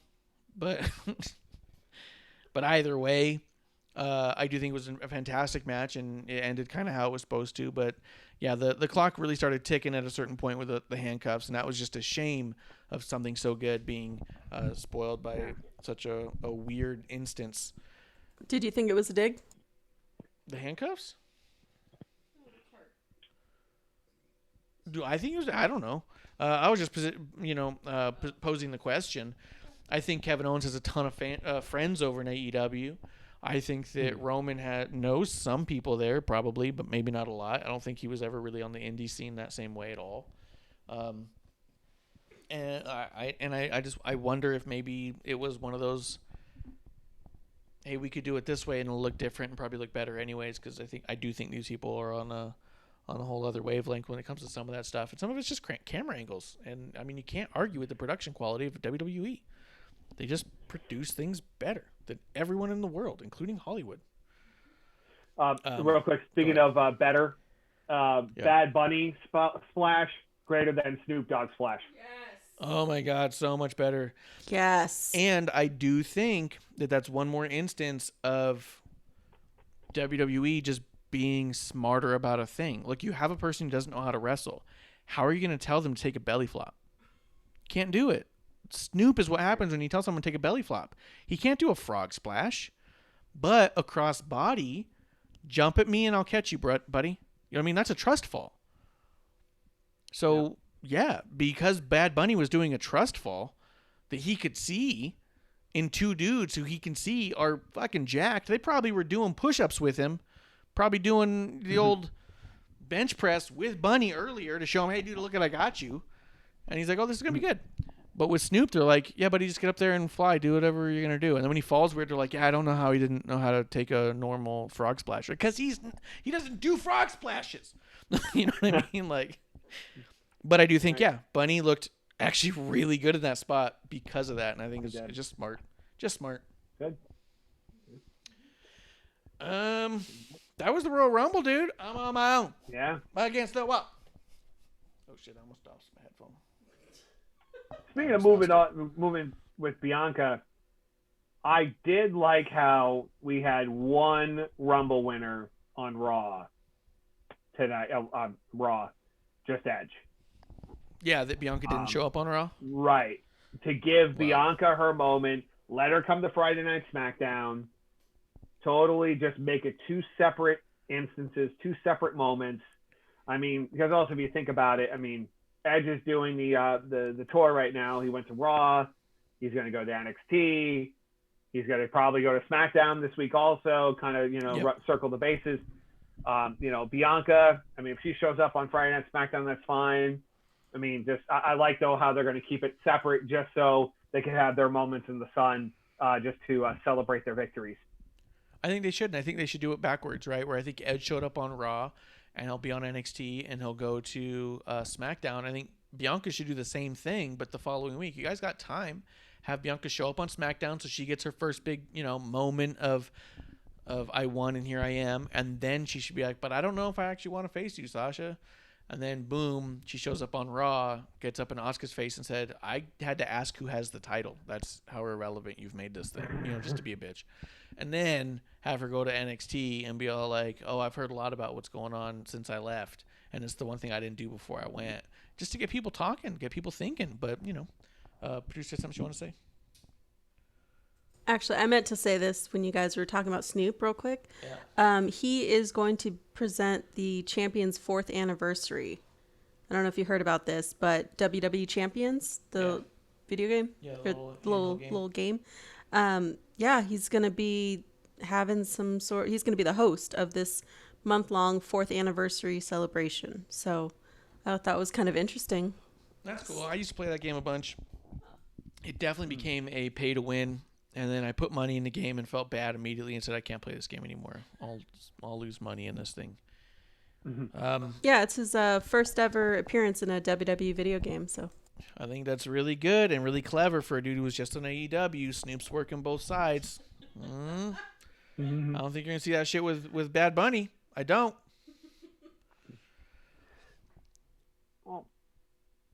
rolling back to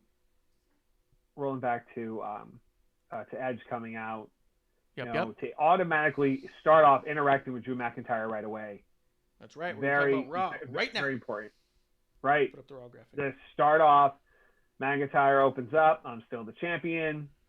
Moving on. And then Edge comes out. And so with this segment,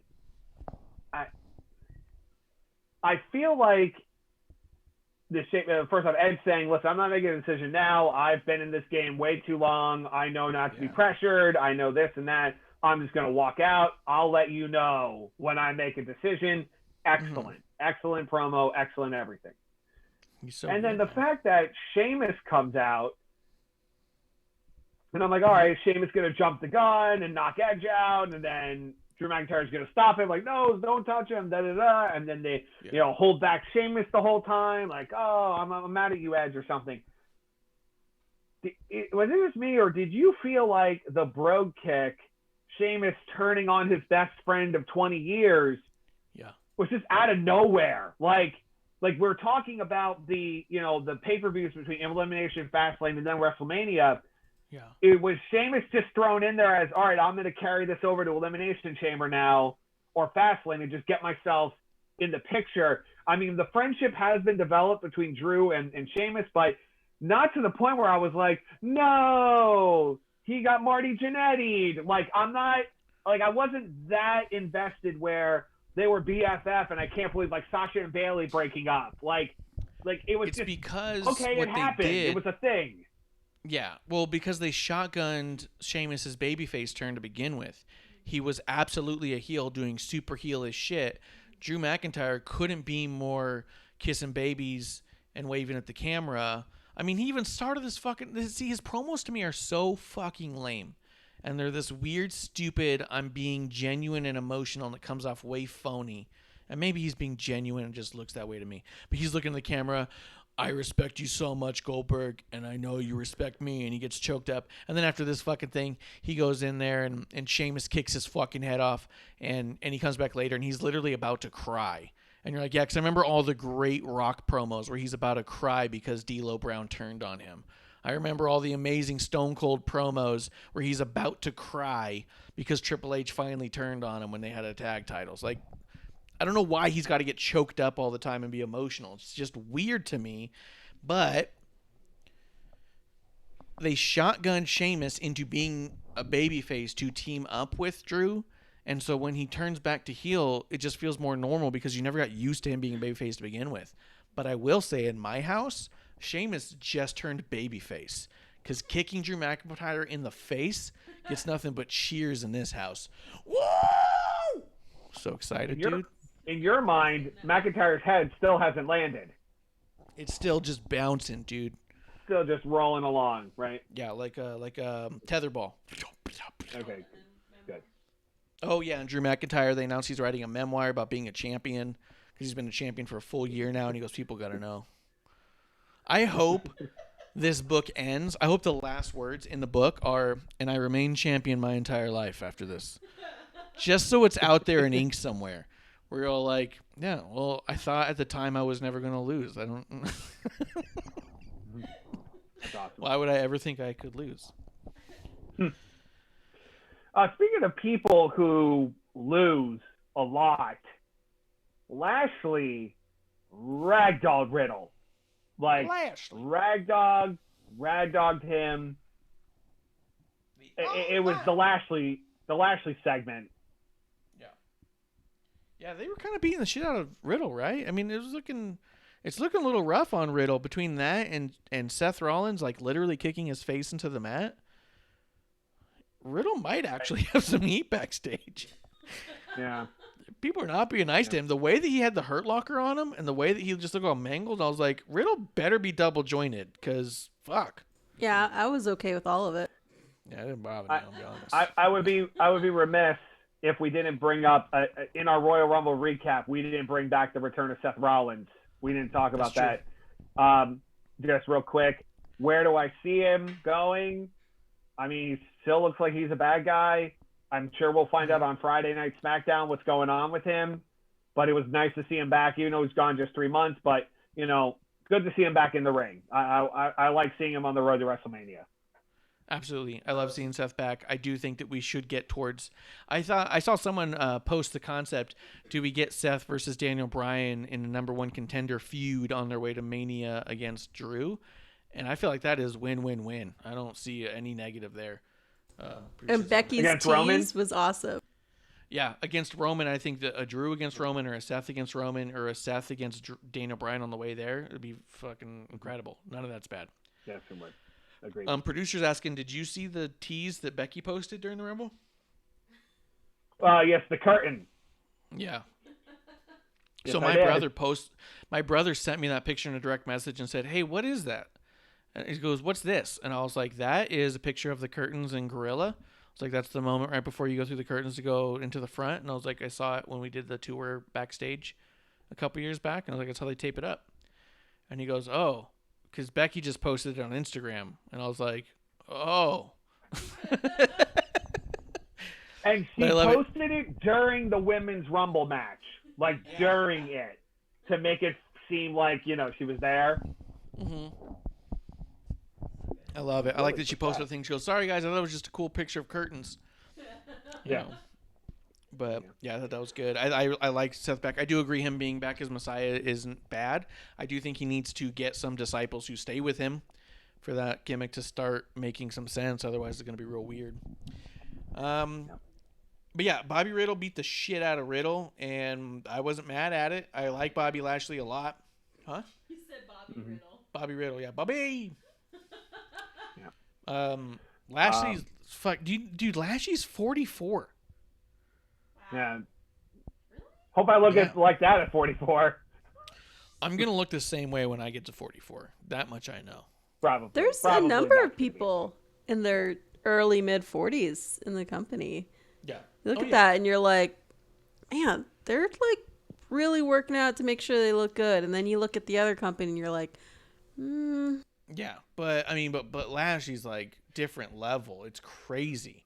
You look at him and you're like, this can't be an actual person that has happened. He's insane. I don't know where you go with Riddle from here, dude. I don't. Like him or not, I can't figure out what's going on with him at all. It's more of a wait and see thing. I mean, he needs to be in these badass matches, like the cage fight he had. The pit. With come on. Thatcher. Thank you. In my mind, I was doing Thatcher Stacks Can. I was like, holy crap. So Timothy Thatcher, that was off the chain. He needs to be in the tough, I am the MMA fighter, tough matches. I need to be in the, after 10, 15 minutes being in a match, I had to hit that second gear kind of thing. The whole bro, flip-flops and everything is great. But in terms of taking seriously or just getting more and more invested it's like he kind of hulks up. He turns redder as the match goes on and then just gets revved up. But with this match with Lashley and even in the Rumble yesterday, just never hit that second gear. So until we see more evidence of that, I don't know when his character path's going to keep moving forward. Yeah, I mean, I thought they were having fun with it. I thought they liked it, but now I'm watching what they're doing with him, and I was like, maybe they don't like it. Fuck. Yeah. Or maybe he's really good at getting his ass kicked. I don't know, man. Yeah. But that was wild. I really like this level of Bobby Lashley. I want to see this Bobby Lashley. I don't see, that was the other thing, is Bobby Lashley was someone I believed could win the Rumble, because I believed that guy looks unstoppable and is mean enough to where you could see him bow up against a Drew McIntyre saying, "You've been dodging me because you think I'm less than because I have the other title."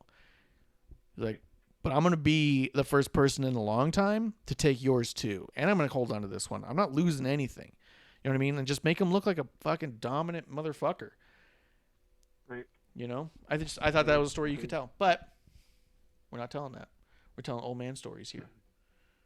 Just kidding. What? didn't Lashley kind of have wasn't there a little kerfuffle Him and MVP didn't seem eye to eye, but I don't know. I don't want to see Hurt Business break up, but they keep kind of pointing at it. Woods defeated Mustafa Ali. I believe that's Retribution's first loss of 2021. I don't have a problem with the Retribution story right now. I kind of like its pace, and I think that we're getting somewhere. The stuff that Ali's doing online is so good. Yes. That I think that it's got to start leaking over into TV one way or the other. And I like the idea that they had him say some of that stuff on Raw Talk and then haven't given him like a mic sense, because then it really comes off as like they won't let me, because you heard me speak the truth, now you know they're not going to let me talk. I like that that's part of the character now too. Producer has something she wanted to say real quick. And did you see Xavier challenge Reckoning on Raw Talk? After this, Xavier challenged Reckoning because he's trying to do a 5 for 5 on all of them. Grim, what'd you think of all that? I agree. I'm good with the storyline right now. Use the credibility of the New Day. Very happy that Kofi is back in things, into everything now. Just very important that you continue to build up the credibility of Retribution, and how you do that is that you have to cash out on the credibility of established tag teams. New Day, future Hall of Famer tag team, no question there. You have to, they could stop right now and they'll be Hall of Famers. So just looking at that, you have to kind of roll with it and keep building up Retribution. This is the type of build they should have had at the beginning, I believe, especially having Mustafa, essentially leading the team, being the mouthpiece of the team. It's been good so far. For 2021, it's been good for Retribution so far. I think so. I like what they're doing, man. I think they're a great team. I actually just did a fan art piece for them I posted earlier today. Like, they got a good look, and they got a lot of cool stuff going, and they are so enjoyable online. Like, when Bailey won the best social media game, I was like, I hear you, but have you been paying attention to Retribution? Right. Let's see. We don't need to hit everything from Raw. We do have, let's see, Damian Priest made his big return here. He's showing up on Raw. He showed up with Bad Bunny. I do think that's a good look. I do think that's a nice rub. He got a win over Miz. Damian Priest looked fucking fantastic over this weekend. Between the Rumble and here, he's looking in a good spot. He easily, like Keith Lee had the shine going into end of 19, beginning of 20. Damian Priest, the same thing. End of 19 in NXT, beginning of 20 now on Raw. Huge for Damian Priest. And the ultimate dab by the ultimate opportunist, Edge walking through prior to his match saying, Damian, hey, we need more men like you around here, more guys like you. You're doing really great. You did really great in the Rumble yesterday. Like, Edge given the nod of approval, essentially, to the character as well. Big ups for Damian Priest. Oh, yeah. Yeah, that looked great. That was awesome. Yeah. 100%. Yeah, when Edge was out there and he stops to say something to Damian Priest. Whew, that looked great, dude. I'm so excited for Damian Priest right now because of all that. Bad Bunny coming back, doing more stuff. Not bothered by that. Hey, I was in the Thunderdome, so it's a little hard to hear sometimes. I didn't watch the full replay. Was his mic not working at first, Bad Bunny's? I didn't really catch it. All right. Didn't really catch that one. Her business defeats Lucha House Party. That's fine. We talked about it earlier. Jeff Hardy and Carlito defeating Elias and Jackson Riker. Just really happy to see Jeff Hardy and Carlito teaming together. Yeah, I think that great team could go pretty far. I mean, and Carlito, like you said, he looks like he's put on 50 pounds of straight up muscle. The dude looks awesome. And he looks meaner than ever. I mean, he looks like a nice guy, but he's got that like kind of weathered face where it's all like, I've been fighting most of my life. And he's got that look on his face now. Does that make sense? Good. He's not babyface in that sense. Now, the two big things that happen here, Lana and Naomi are going to be number one contenders for the tag team championships. Do you think there's any chance that they win these titles? It was more addition by subtraction for me with this match. The fact that you had Charlotte and Asuka trying to go for the titles again. Lana and Naomi and Dana and Mandy are there for now. Again, going to our theory, give Dana and Mandy a year. I think they'll be blossoming into something good. Lana and Naomi coming back from injury, Lana coming back from injury. They're established for them teaming up together. Also, with Lana coming back, we could revisit the Nia Jax Lana going through a table. Maybe that's something that we could pick up with again. They're still at 9 tables. We got to get to table 10 because we got to round it out, right? That's a good point. So see what happens there. But again, having Charlotte and Asuka go their own ways on the road to WrestleMania. Charlotte hopefully getting this Lacey issue, her dad issue off her back, because again in this match got distracted to cost Asuka to get distracted to get hit with Naomi's finisher in the rear view, and then Naomi and Lana move ahead. I don't see them winning the championships at Elimination Chamber. I don't see it, but I can see maybe it's disqualification because Lana gets put through a table. That's table 10 or something. So I could see a storyline progression there, not an auto win per se for Shayna and Nia. But again, a DQ finish maybe that way. But again, I think it's just let Asuka go be the Raw Women's Champion going into WrestleMania, and let Charlotte handle Lacey and Ric Flair at this point. Yeah.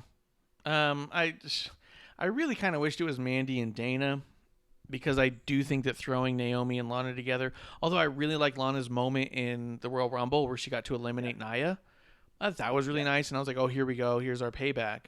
And I thought Lana did a really good look. Like, I've been saying it for a while. There's a lot of SmackDown subtlety that you don't see in a lot of the other shows, where just their facial expressions are so subtle. It kind of reminds me of like the Kevin Spacey style of acting, where they're like, they smile with their eyes, but they have a straight face. And you're like, I don't know how you do that right now. But I feel like a lot of that's happening in SmackDown. And I feel like Lana brought that kind of level of subtlety in the way she responded to eliminating Nia. So I was really happy about that. But yeah, now we've got Nia and Naomi teaming for the first time ever, and they got a number one contender spot against Shayna, and you have Lana and Naomi against Shayna and Nia. And I'm also way over Shayna and Nia being a team. They don't even want to be a team. Like, I'm not interested in a team that doesn't want it. Just do your own thing. I don't know why Shayna's not gunning for a title. Why is she comfortable with the tag title being tied to Nia? It doesn't make any sense to me. I think just looking at the Sheamus Cesaro creation of a tag team, the bar and everything. Mick Foley they fought each other for 7 matches, I think it was, and then Mick Foley put them together as a team. Then got all that going. I think for Shayna and Nia, it's kind of the same thing. They might have been thrown together, but they are no pun intended, they are a force together.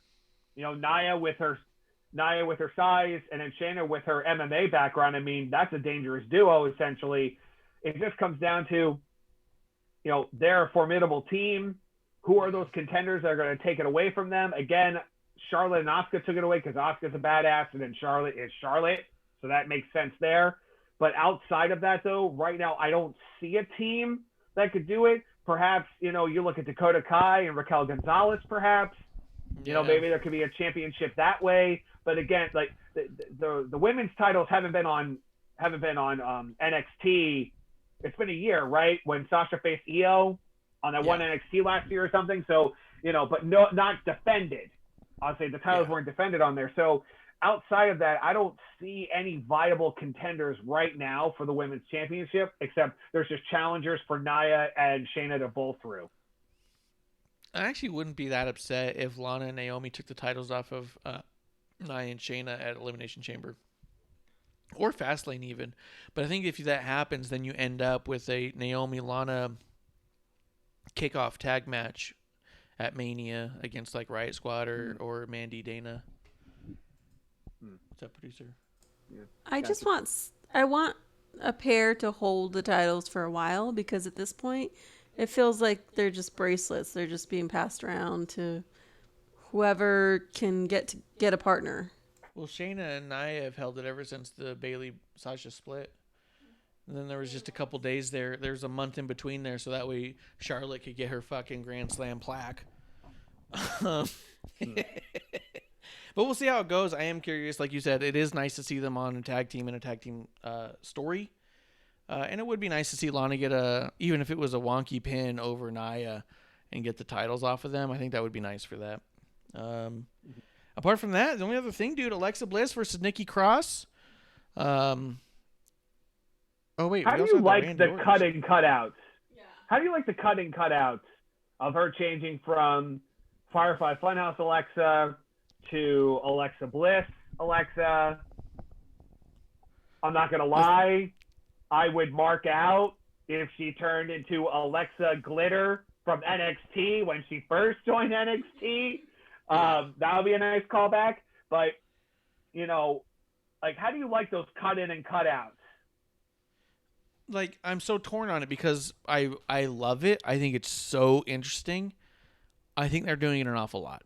I think it's happening every match, and I'm wondering at what point it needs to be it needs to be very different.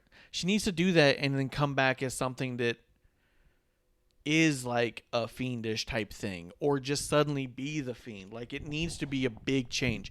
And maybe part of the reason we're seeing it in these several matches in a row is because we're getting to a point where there is a big change coming and we have to get used to it a little bit.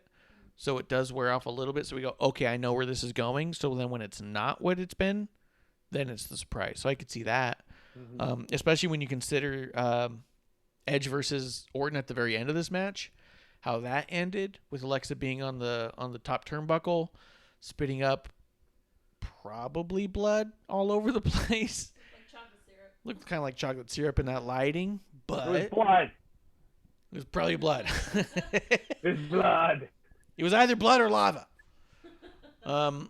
But then, and then that cost Randy the match, and I think it's good to have Randy and Edge move on. They're so good together, but I think we need to see them do other stuff. But, yeah, I think that maybe that's a hint that we're getting really used to it, and that's good because that's when they can surprise you. They can't surprise you if it's new every time. Are you not liking the cuts? I was gonna say before the Randy versus Edge match, and right before the Alexa Nikki Cross match, there was that awesome video package for Edge and Orton going through their history and through essentially what the last year has been looking like and everything. Very good video package to essentially sum up what their journey has been to this final match tonight or on Raw yesterday. So just very, very happy that, kind of giving a recap on, wait a minute, why do they hate each other? Oh, that's why. And just, kind of giving that. Right. Oh, and Orton's promo, in hour 2, I did everything to you, Edge. I RKO'd your wife. I tore your pec. I tore your triceps. I tore your, I gave you a concerto. Like, I did everything. Yeah. And you're, just the whole setup to this match was awesome. And even the finish to finally move Edge and Orton on to greener pastures. And now Orton can go down his path with the Fiend, and then Edge can move forward to WrestleMania. Yeah. I think it's good. Do you think that we're getting Edge and Drew? Or I guess, was there anything else about Alexa? Do you like the Alexa cuts? Because I am so fascinated by it when I'm watching it because I'm so compelled by the way it's coming across. But I can understand people who are getting a little tired of it. I like it because it's the character. It's the character right now, right? And anything with the Fiend over the last year and a half or so that we've had the Fiend, it has been cinematic. The entire, the Firefly Funhouse match with John Cena, the Swamp match with Braun, it's all cinematic. It's all like the Fireball with Alexa and Orton, and then just, like everything is theatrical. Everything is mind games. It's, kind of like that when you're going in the Willy Wonka tunnel, kind of all of that. You're going on a trip, if you will. Like, just, you need to have that in this storytelling, especially because we haven't seen the Fiend since we essentially saw him get set on fire in front of all of us 2 months ago. Yeah, he still has not appeared on TV. Yes, you could say that the Fiend is in Alexa. Alexa is the Fiend. I'm with you on that, but we haven't seen the Fiend. So you need to present that part of the Fiend through Alexa, and that includes the cinematic cuts. I think so too, and I also think that they know that the time is starting to tick. If WrestleMania has fans and Super Bowl has fans, It's only a matter of time before you have more and more fans coming and going. They know that they got to take advantage of this while they can. While I was in the Thunderdome, I was like, oh, they cut to tape. Like, there was a moment where I saw it happen because I was like, oh, the crowd changed. But it was like so seamlessly done that if I wasn't looking in the crowd to see if I could see myself, I wouldn't have probably noticed. But I was like, oh, 100% of the crowd is different now. And the crowd's not reacting. And even with that in our ear, the Thunderdome guy's like, oh, guys, look shocked. You got to look shocked. I was like, you're literally asking us to do a thing that you can't see us do. But I think you take advantage of it while you can, because you know that this is a really great way to tell this story. And it's going to get to a point where you're back to finding videos of The Fiend running away from the ring. And the fans are pointing and laughing. Like, look, I can see him run away. Okay. Can we also just allow the lights to turn off and have him disappear? Like, is it necessary to do that every time? You know what I mean? Like, those videos used to annoy me because I was like, yes, none of us think he's actually disappearing.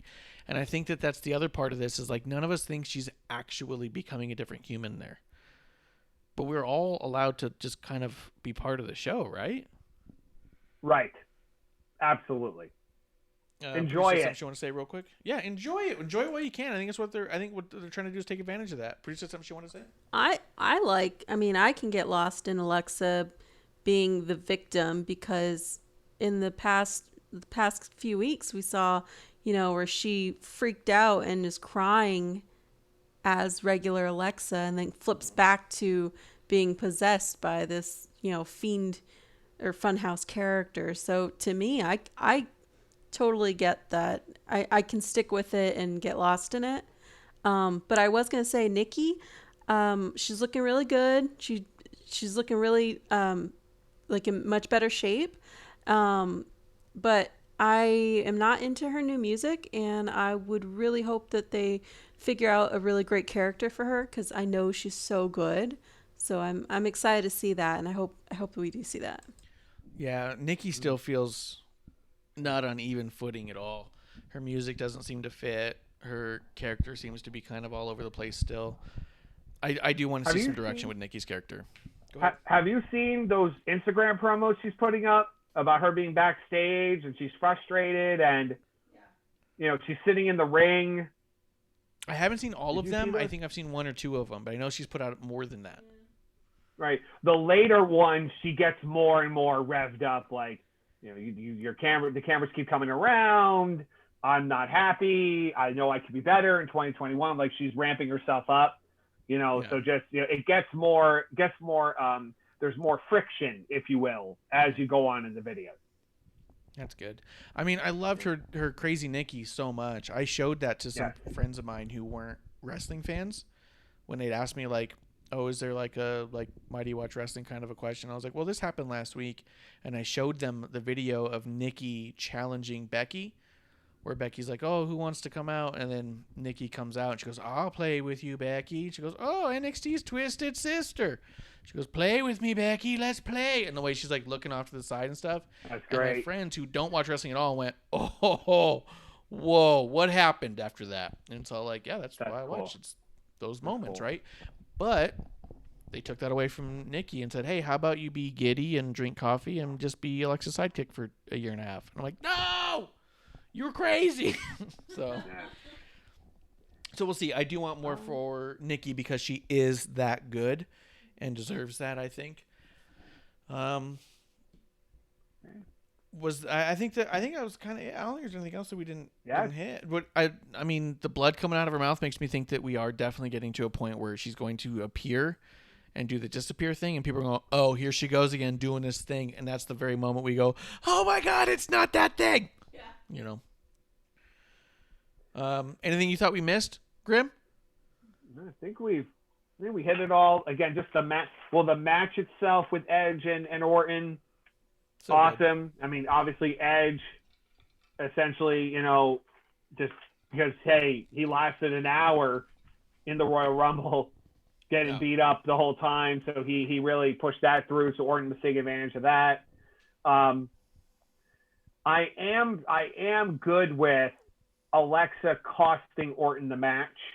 Yes. I am good with that finish, and I'm good with and literally as Edge spears Orton, pins Orton, you know, you have the announce team saying, "That's it," and just put Orton behind him. Like, audience, this is it. We're done. Like, it's okay.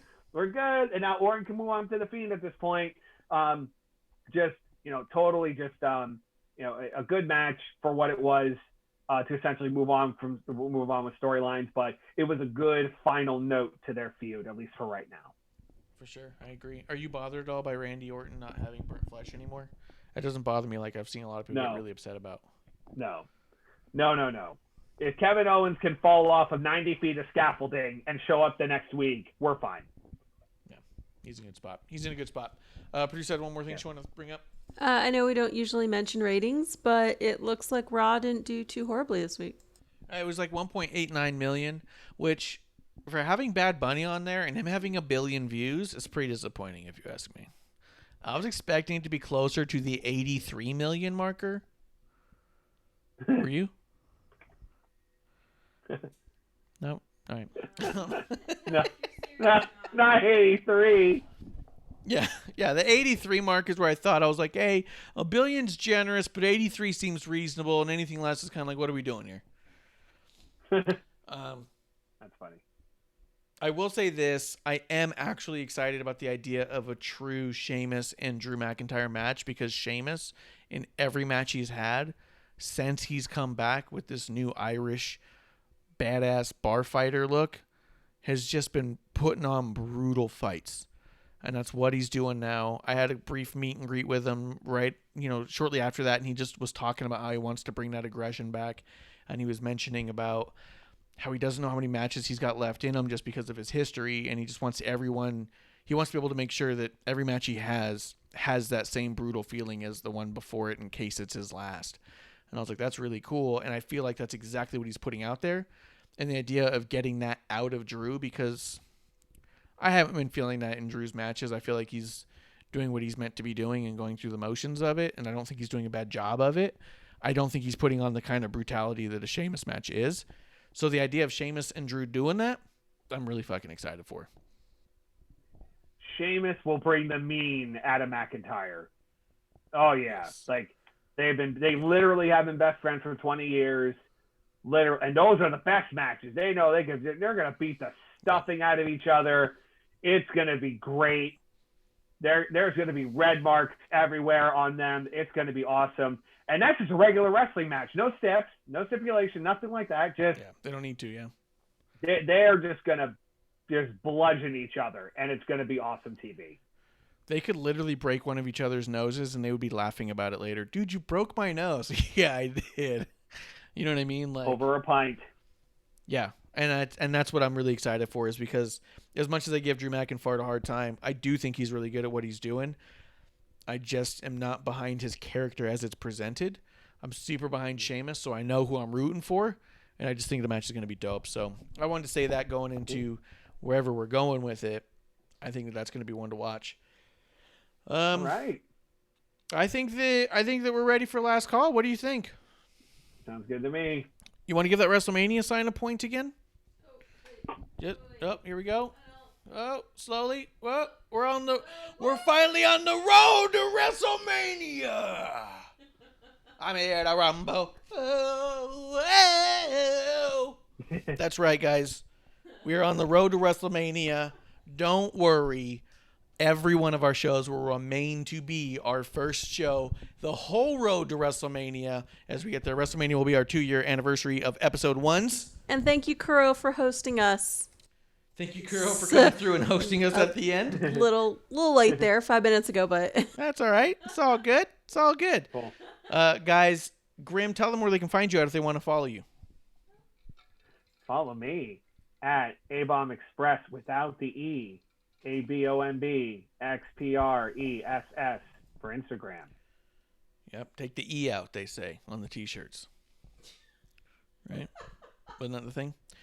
You can also find Grim Reaper on the Not Sam Patreon page. If you go ahead and join Not Sam's Patreon, he's in that Discord. So those are your other options. Otherwise, you can find him here from time to time in our chat and on the show. Thank you so much for coming through, dude, and having a drink with us. Couldn't have done this one without you. Literally. Guys, You got find it. us at wrestlingontherocks.com, twitch.tv/wrestlingontherocks, wherever you find your podcasts and your you know, the drill. Give us the likes, the thumbs up, the notifications, the things. But more importantly, hit the subscribe on Prime subscribe so you can buy us a drink, because that's what we do this for, the drinks. Guys, I think that's the last call. Let's call. Cheers. Take it easy, guys. Thanks. Hey, producer lady here. Thanks for tuning in. Continue to support us or buy us a drink by following and putting the I in subscribe on Twitch. Or subscribe and review our podcast on Apple Podcasts or wherever you listen to us. Cheers! I would never have a drink with Wrestling on the Rocks.